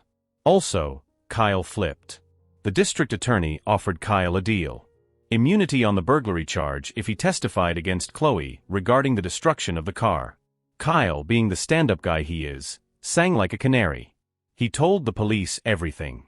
He told them how Chloe planned it for a week. How she Googled how to ruin an engine permanently. How she specifically chose the aircraft stripper because she knew it would eat the paint I was so proud of. He confirmed it was pure spite. She said if she couldn't live in the house, nobody would be happy in the house, Kyle said in his deposition. Faced with Kyle's testimony and the video evidence, Chloe pleaded guilty to felony malicious mischief in the first degree. Sentencing was this morning. I was allowed to give a victim impact statement. I stood in the courtroom. My parents were in the gallery behind the defense table. They looked 10 years older. My mother glared at me with a hatred that was palpable. I did not look at them. I looked at the judge. "Your Honor," I said, "the defendant is my sister. She relies on the fact that family is supposed to forgive. She weaponized that bond. She used my home, my resources, and my trust. When I set a boundary, she responded with calculated violence. She did not just destroy a car. She destroyed a legacy. She destroyed my sense of safety. She has shown no remorse, only anger that she was caught." Chloe was crying. But it wasn't the crying of someone who is sorry. It was the angry, ugly crying of a toddler who has been put in timeout. The judge was a stern woman in her 60s. She looked at Chloe over her glasses. "Ms. Last name," the judge said. "This court sees a lot of property damage. Usually, it is impulsive. A brick through a window. A keyed car. This was a surgical dismantling of another person's property. It required time. It required effort. You had to climb into an attic. You had to mix concrete. At any point during that process, you could have stopped. You could have said, 'This is too far.' You didn't." The sentence: 3 years in state prison. Suspended after 18 months served. 5 years of probation. Restitution in the amount of $92,000, the appraised value of the car plus the damage to the garage structure. She was taken into custody immediately. As the bailiff handcuffed her, she screamed. She didn't scream, "I'm sorry." She screamed, "Opie, tell them to stop. You can't let them take me. Mom. Dad." My mother started wailing. My father just put his head in his hands. I walked out of the courtroom. The air outside was cold and crisp. My lawyer shook my hand. "It's a good outcome," he said. "She will serve real time." "Will I ever see the restitution?" I asked. "Likely not," he admitted. "Her wages will be garnished when she gets out, but don't count on it." I walked to my truck. It's a new truck. I bought it with part of the insurance money. My phone buzzed. It was a text from an unknown number. I assumed it was my parents using a burner phone. It wasn't. It was my aunt. My father's sister. I hadn't spoken to her much during this, as the family had taken sides. I was in the courtroom, the text read. "I saw what happened. Your grandfather would be proud of you for standing up for yourself. He loved that car, but he loved you more. Do not let them break you." I sat in my truck and wept. For the first time in a year, I cried tears that weren't angry. I am selling the house. I can't live there anymore. Too many ghosts. Too many bad memories in the hallway. I already met with a realtor. The market is good. I bought a plot of land out in the country. It has a big pole barn. I found a 1955 F100 truck body in a field last week. It's a rust bucket. Trees growing through the bed. I bought it. I'm going to start sanding next week. I am alone. I have no parents, no sister. My family circle is a dot. But I have my tools. I have my hands. And I have my peace. For anyone reading this who is currently letting a Chloe stay on their couch, just for a month. Get them out. Get them out now. Change the locks. Risk the anger. Because the cost of getting them out later is higher than you can imagine. Thank you for reading. This is the end of the story. Update 3, the final aftermath, 1 year later. I didn't think I would write here again, but I feel like I need to close the loop for my own sanity. A lot of you have messaged me asking for updates on the house sale and the restitution. I sold the house. I got a good price for it, despite the history. I moved to the land I bought. It is quiet here. I have a dog now, a German Shepherd named Buster. He is a good boy. He guards the shop. The restitution payments started arriving 3 months ago. They are for $12.50 a month. That is what the state deducts from her prison commissary account. At this rate, she will pay me back in roughly 600 years. I frame the checks. I don't cash them. I put them in a frame on the wall of my new shop. They are a reminder. My parents tried to sue me for grandparents' rights regarding, well, nothing, since I don't have children. They were grasping at straws, trying to force contact. The judge threw it out with prejudice. I have a permanent restraining order now. I heard through the grapevine, my aunt, that my father had a heart attack a few months ago. He survived. They didn't tell me. I found out weeks later. I felt nothing. That scared me a little. I used to be a person who felt everything deeply. But that part of me is cauterized. I am working on the F-100. I decided to paint it midnight blue. Some people say that's morbid, that I'm trying to recreate the past. I don't see it that way. I see it as a statement. You can burn it down. You can strip the paint. You can pour concrete in the heart of it. But you can't stop the builder. I am building it better this time. Stronger engine. Better suspension. And a hood lock that requires a biometric fingerprint to open. Lesson learned. Stay safe, everyone. And guard your keys. End of log. I am writing this strictly for documentation purposes. My lawyer advised me to keep a detailed journal of events, but since the legal case is now closed and the NDA does not cover anonymous online postings, I am putting this here. I need people to understand how quickly a quiet life can disintegrate. If you have a neighbor who acts erratic, do not ignore it. Do not assume they are just grumpy. Buy cameras. Buy them today. It started on a Tuesday morning. I work from home as a database administrator for a mid-sized logistics firm. My workspace is in the front room of my house, which gives me a clear view of the cul-de-sac. It is usually quiet. The only traffic is the mail carrier and the occasional delivery van. I was deep in an SQL query when the pounding started. It was not a knock. It was a physical assault on my front door. The vibrations rattled the picture frames in the hallway. I checked the time. It was 10:43 a.m. I stood up, confused, and walked to the door. I did not open it immediately. I looked through the peephole. It was Gary. Gary lived directly across the street. He was a man in his late 50s with a receding hairline and a posture that suggested permanent aggression. We had spoken exactly 3 times in the 2 years I had lived there. Once about a property line dispute that did not exist, once when he told me my trash can was 3 inches too far into the street, and once when he asked if I lived alone. I opened the door. Gary did not say hello. He pointed a finger directly at my chest. "Give it back," he said. I asked him what he was talking about. I kept my voice level. I learned a long time ago that getting angry at irrational people only gives them fuel. "Do not play dumb with me," Gary said. I got the notification. Delivered at 10:30. I went out there at 10:35. "It is gone. You are the only one home. I see your car. I see you sitting in that window all day staring at my house." I told him I was working.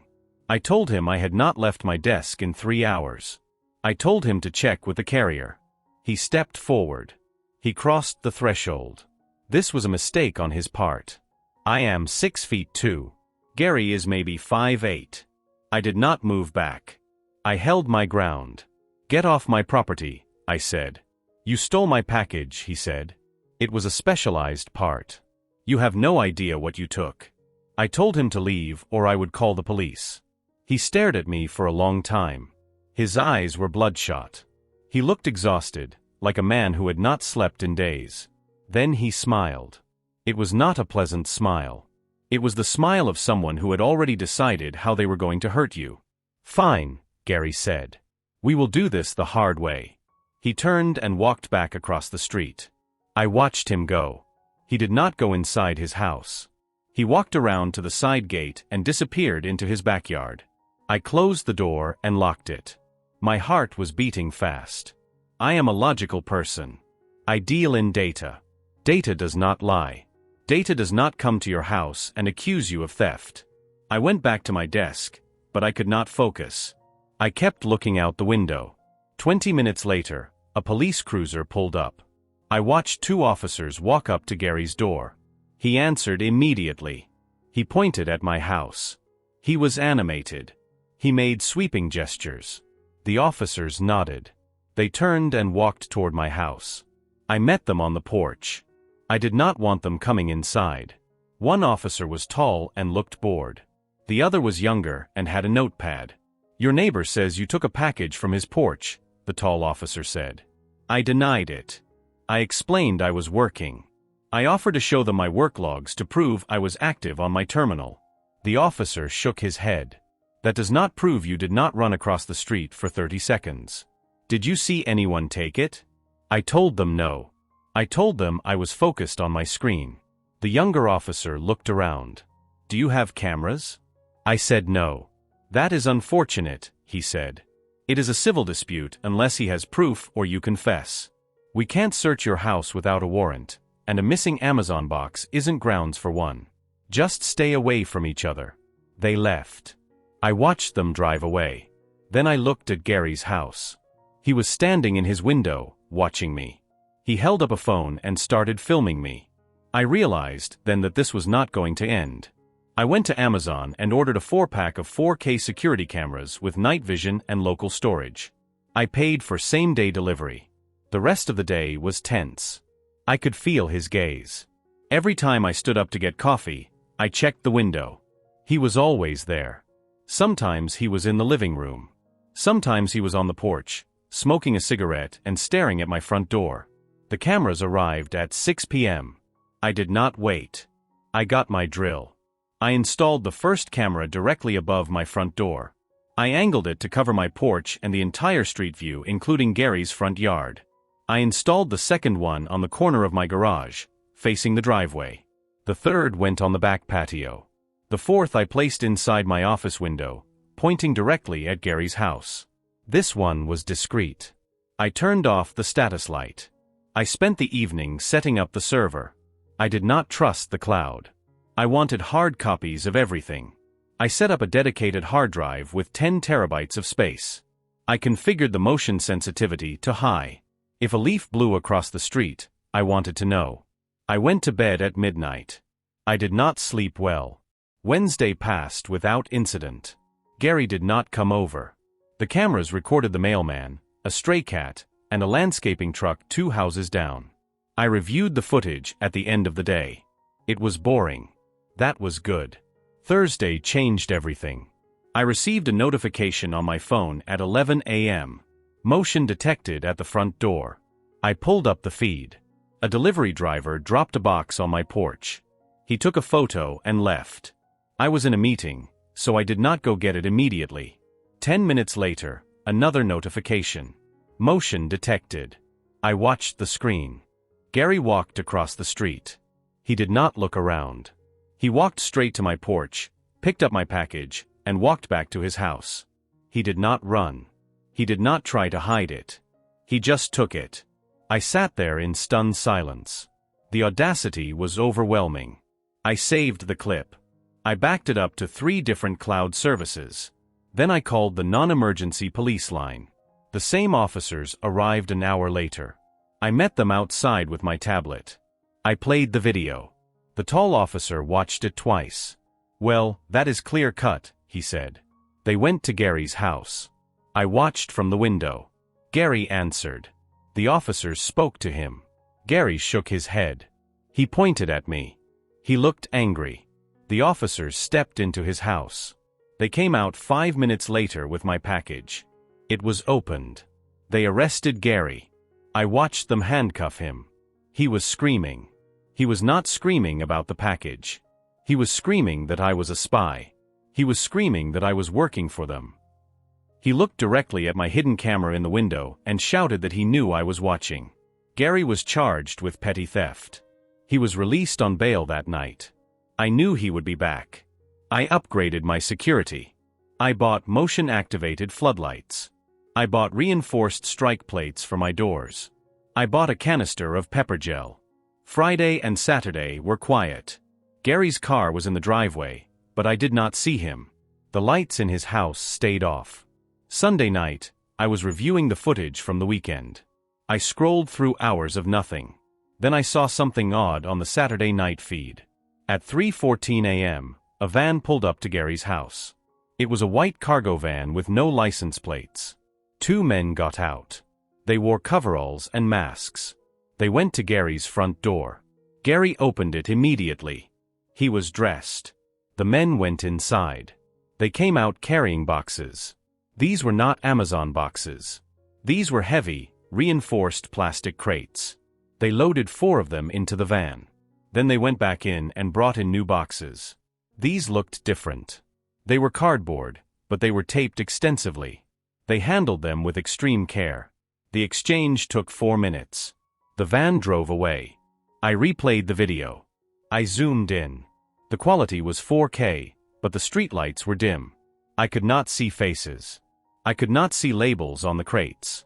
But I saw Gary's face as the van pulled away. He looked terrified. He looked up and down the street. He looked at my house. I felt a chill. This was not about stolen packages. Gary was moving something illegal. Drugs? Weapons? Stolen electronics? I debated calling the police again. But what did I have? A video of people moving boxes? That is not illegal. Moving without license plates is a traffic violation, but the police would not raid a house based on that. I needed more. I decided to keep watching. Monday came. I worked. I watched the feed on a second monitor. Gary came out at noon. He walked to the middle of the street. He stood there and stared at my house for 10 minutes. He did not move. He just stared. I called my boss and told him I was taking the afternoon off. I could not concentrate. At 2 p.m., a courier truck arrived. It was not UPS or FedEx. It was a generic white truck. The driver dropped a small envelope on Gary's porch. Gary retrieved it instantly. He opened it on the porch. He pulled out a single key. He looked at it, then put it in his pocket and went inside. Tuesday. 1 week since the first accusation. The smell started on Tuesday evening. I went out to get the mail. The air smelled chemical. Sharp. Acrid. It smelled like burning plastic and ammonia. It was coming from Gary's house. I walked back inside and checked the backyard camera. Gary was in his backyard. He was digging. It was 9 p.m. He had a floodlight set up on the ground. He was digging a hole near the back fence. I zoomed in. He was frantic. He was throwing dirt over his shoulder. He stopped every few seconds to look at the house. Then he stopped digging. He went to his back patio and dragged something into the light. It was a large black garbage bag. It was heavy. The way it moved suggested it was not full of leaves. It had weight. It had density. He shoved the bag into the hole. He started filling it in. I called the police. This time, I told them I suspected he was burying something illegal and that there was a chemical smell. The police arrived in 20 minutes. Gary was still in the backyard. I watched on the monitor. The officers shined their flashlights over the fence. Gary dropped the shovel. He put his hands up. They talked for a long time. The officers went into the yard. They looked at the fresh dirt. Gary was talking fast. He was pointing at the bag. He opened the top of the dirt pile and pulled the plastic back. The officers looked. One of them laughed. They left. They did not arrest him. They did not search the house. I was furious. I went outside as the cruiser was leaving. I flagged them down. What happened? I asked.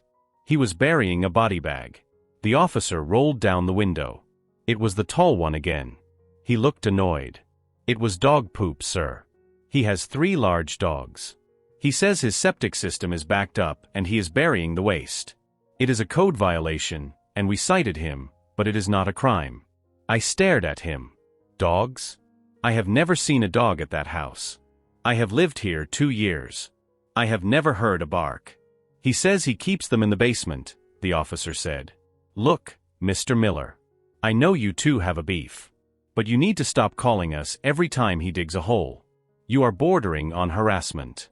They drove away. I went back inside. I checked the audio on my backyard camera. I turned the gain up to maximum. I replayed the segment where the police were there. I heard Gary talking. He is watching me, Gary said. He knows. He thinks it is poop, the officer said. Just keep it down, Gary. I froze. I replayed it. He thinks it is poop, the officer said. Just keep it down, Gary. The officer knew him. The officer was covering for him. I sat in my chair and stared at the wall. I was not safe.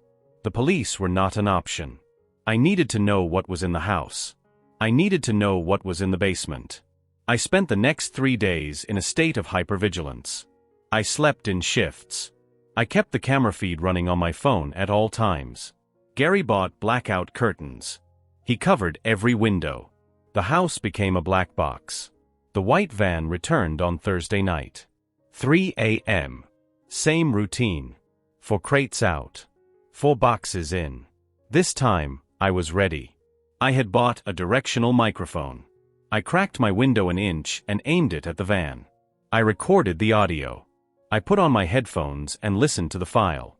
The driver spoke. Yield is low this week, he said. Gary answered. The ventilation is bad. I need better filters.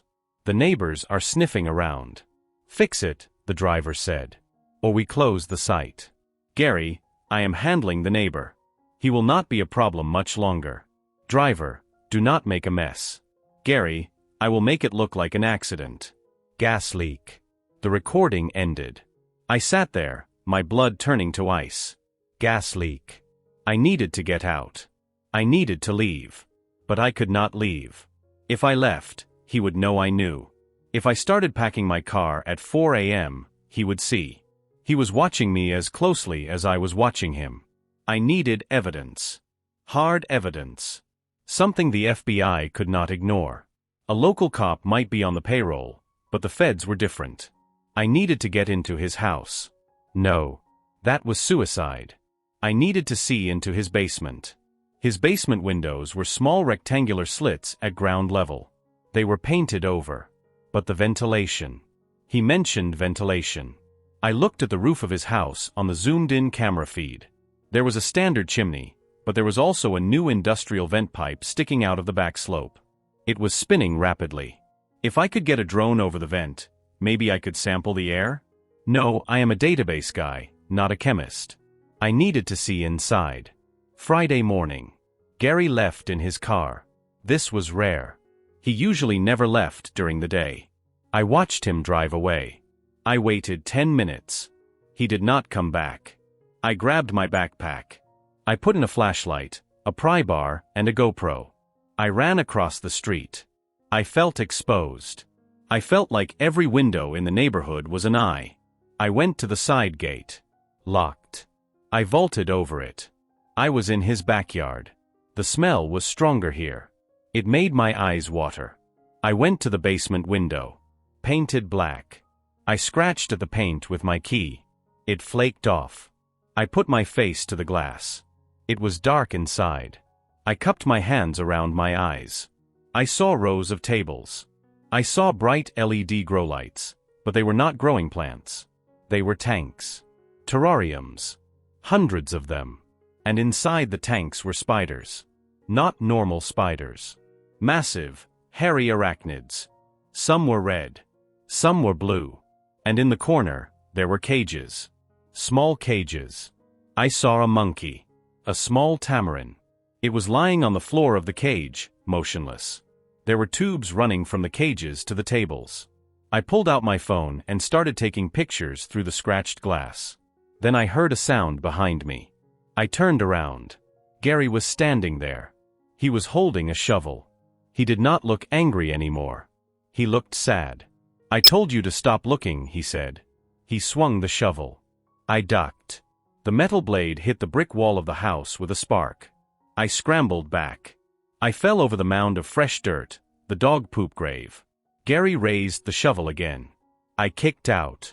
I hit his knee. He buckled but did not fall. I scrambled to my feet. I ran for the gate. I heard him running behind me. He was fast for an old man. I hit the gate. It was still locked. I tried to climb. He grabbed my ankle. He pulled me down. I hit the concrete hard. My vision blurred. He stood over me. He raised the shovel for a killing blow. Then a siren wailed. A car screeched to a halt in front of the house. Federal agents. FBI. They swarmed the yard. "Drop the weapon. Drop it." Gary looked at them. He looked at me. He dropped the shovel. He looked relieved. "Thank God," he said. They were going to kill me too. I lay on the concrete, gasping for air. The aftermath was a blur of questioning and statements. Gary was not the mastermind. He was a mule. A keeper. The operation was illegal wildlife trafficking and venom extraction. The spiders were highly endangered species poached from Brazil. The venom was being synthesized for off-market pharmaceuticals. The monkeys were test subjects. The packages were shipments of frozen venom. The crates were new specimens. The smell was the chemical preservatives they used to ship the product. The corrupt police officer? He was real. He was Gary's brother-in-law. He had been keeping the locals away. But the FBI had been tracking the white van for 6 months. They were building a RICO case. My calls to the police had actually annoyed the feds because they were afraid the local cops would spook the target before they had the whole network identified. They moved in because their surveillance showed Gary attacking me. They saved my life, but they were also mad that I almost ruined a 2-year investigation. Gary is in federal prison. He took a plea deal to testify against the cartel running the smuggling ring. I moved. I could not stay in that house. Every time I looked out the window, I saw Gary standing there. I live in an apartment now. On the 10th floor. I have no yard. I have no porch. But I still have cameras. I have a camera on my door. I have a camera in my living room. And sometimes, late at night, I check the motion logs. Old habits die hard. But here is the thing that keeps me awake. When the FBI raided the house, they cataloged everything. They found the spiders. They found the monkeys. They found the venom. But they never found the thing Gary buried in the backyard that night. The dog poop. They dug up the yard. They found nothing. Just disturbed earth. Gary swore he never buried anything. He said he was just digging a hole to mess with me because he knew I was watching. But I saw the bag. I saw the weight of it. And I remember the audio recording. I will make it look like an accident. Gas leak. The FBI swept the house for explosives. They found nothing. But last week, I got a forwarded letter from my old address. It was a water bill that arrived late. I looked at the usage on the bill. It was for the last month I lived there. The usage was normal. But there was a handwritten note on the back of the envelope. "You should have kept looking in the dirt." I gave the letter to the FBI. They fingerprinted it. Nothing. I don't know who sent it. Gary is in jail. But the white van driver? The other men in the masks? They were never caught. I think about that black bag. I think about how Gary dragged it. I think about the fact that the FBI didn't find it. Which means someone else dug it up before the feds got there.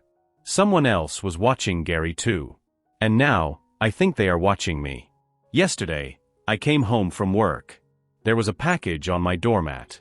I didn't order anything. I didn't open it. I called the police bomb squad. They came. They x-rayed it. It was empty. Just a cardboard box, taped shut. But inside, taped to the bottom, was a single picture. It was a picture of me, Sleeping in my new apartment. Taken from inside my bedroom closet. I searched the apartment. I found nothing. No bugs. No cameras.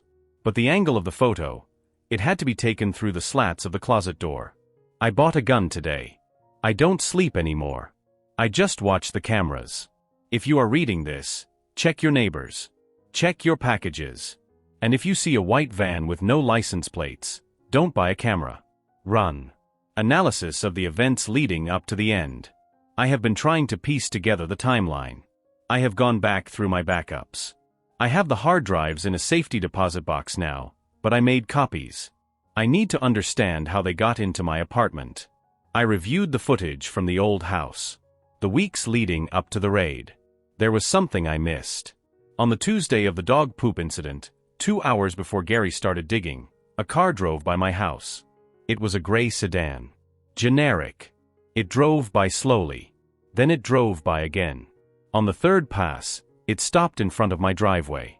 A woman got out. She was wearing jogging clothes. She bent down to tie her shoe near my mailbox. She was there for 30 seconds. Then she got back in the car and left. I zoomed in on the footage. When she bent down, she stuck something to the underside of my mailbox. I can't believe I missed it. I was so focused on Gary. I was so focused on the house across the street. I didn't look at my own perimeter. They bugged my house before they even knew about the FBI. Why?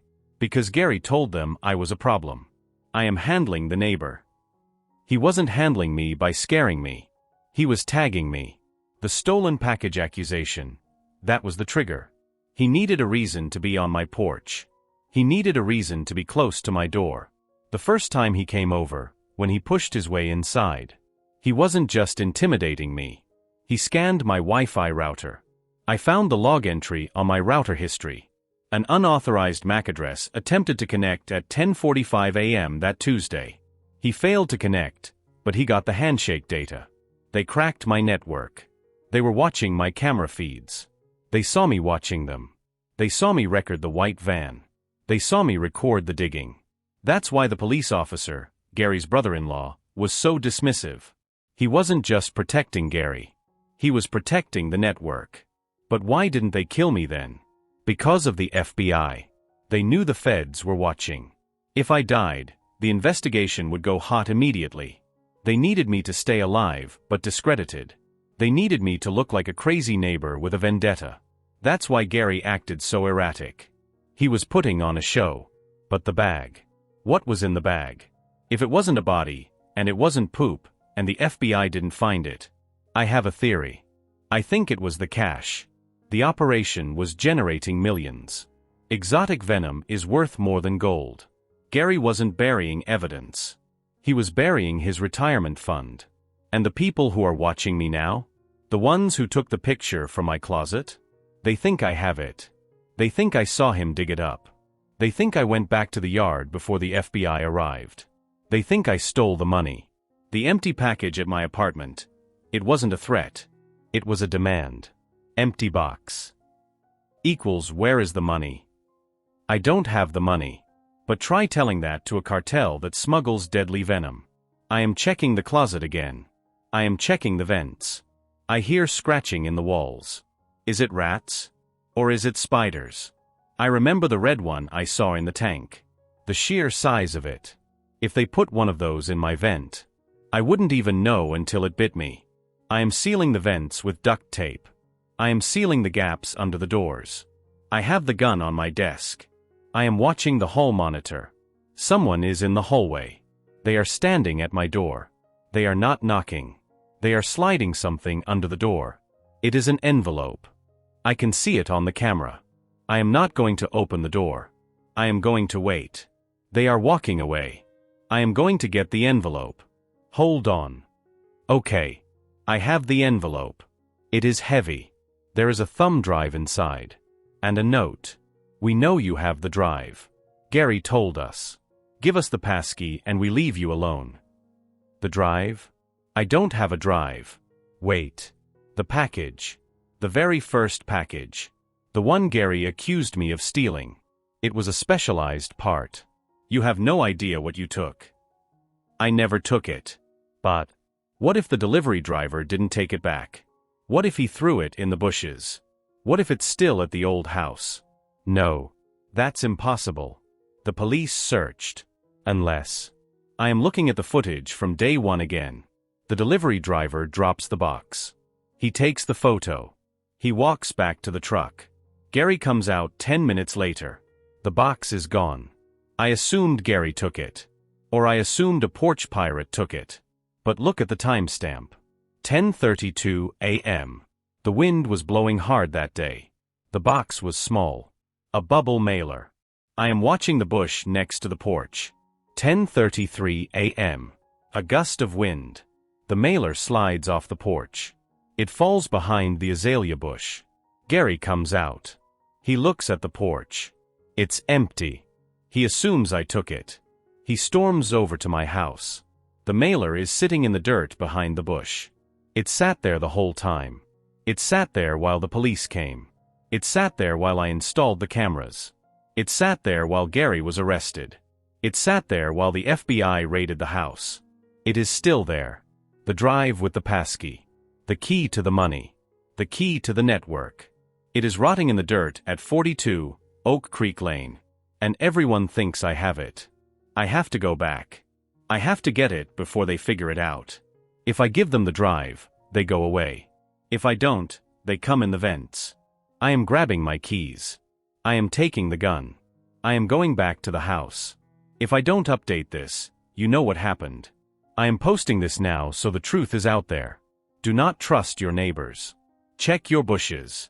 And never, ever accept a package that isn't yours. This is Michael Vance. Signing off. Update, 4 hours later. I am alive. I am in a motel room 3 towns over. I drove to the old house. It was dark. The street was empty. The house is for sale. There is a sold sign on the lawn. I parked down the block. I walked up to my old porch. My heart was hammering against my ribs. I knelt down by the azalea bush. It was overgrown. The new owners haven't done any landscaping. I reached into the dirt and dead leaves. My hand brushed against plastic. I pulled it out.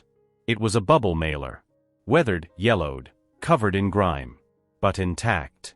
I ripped it open. Inside was a small hard drive. A ruggedized, waterproof model. I held it in my hand. The key to everything. Then the front door opened. I froze. A man stood there. It wasn't the new owner. It was the tall police officer. The one who dismissed the body bag. The one who knew Gary. He was holding a coffee cup. He looked at me. He looked at the mailer in my hand. He didn't pull a gun. He didn't yell. He just smiled. Found it? He asked. I stood up. I backed away. We looked everywhere for that, he said. We tore your house apart. We tore Gary's house apart. We never thought to look in the damn bushes. I kept backing away. I have the drive, I said. Let me go. He laughed. You think that's the only copy? You think we don't have backups? Then what do you want it for? Because it has the names, he said. The buyers. The politicians. If that gets out, it's not just the cartel that goes down. It's half the state government. He took a step forward. Give it here, Mike. You walk away. We never see you again. I looked at his hand. He was reaching for his belt. Not for a gun. For a taser. I looked at the drive. I looked at the street. I threw the drive. I threw it as hard as I could. Not at him. I threw it onto the roof of the house. It clattered against the shingles and slid into the rain gutter. He looked up. He swore. I ran. I ran to my car. I heard him shouting. I heard him calling for backup on his radio. I peeled out. I drove 90 miles an hour until I hit the interstate. I didn't stop driving for 3 hours. I am in this motel room. I don't have the drive. It's in the gutter at 42 Oak Creek Lane. If you are reading this, and you live near there, don't go looking for it. The tall cop is probably up on a ladder right now. Or maybe he isn't. Maybe he fell. Maybe the spiders got him. I don't care. I am done. I am throwing this laptop in the river. I am getting a new name. Goodbye.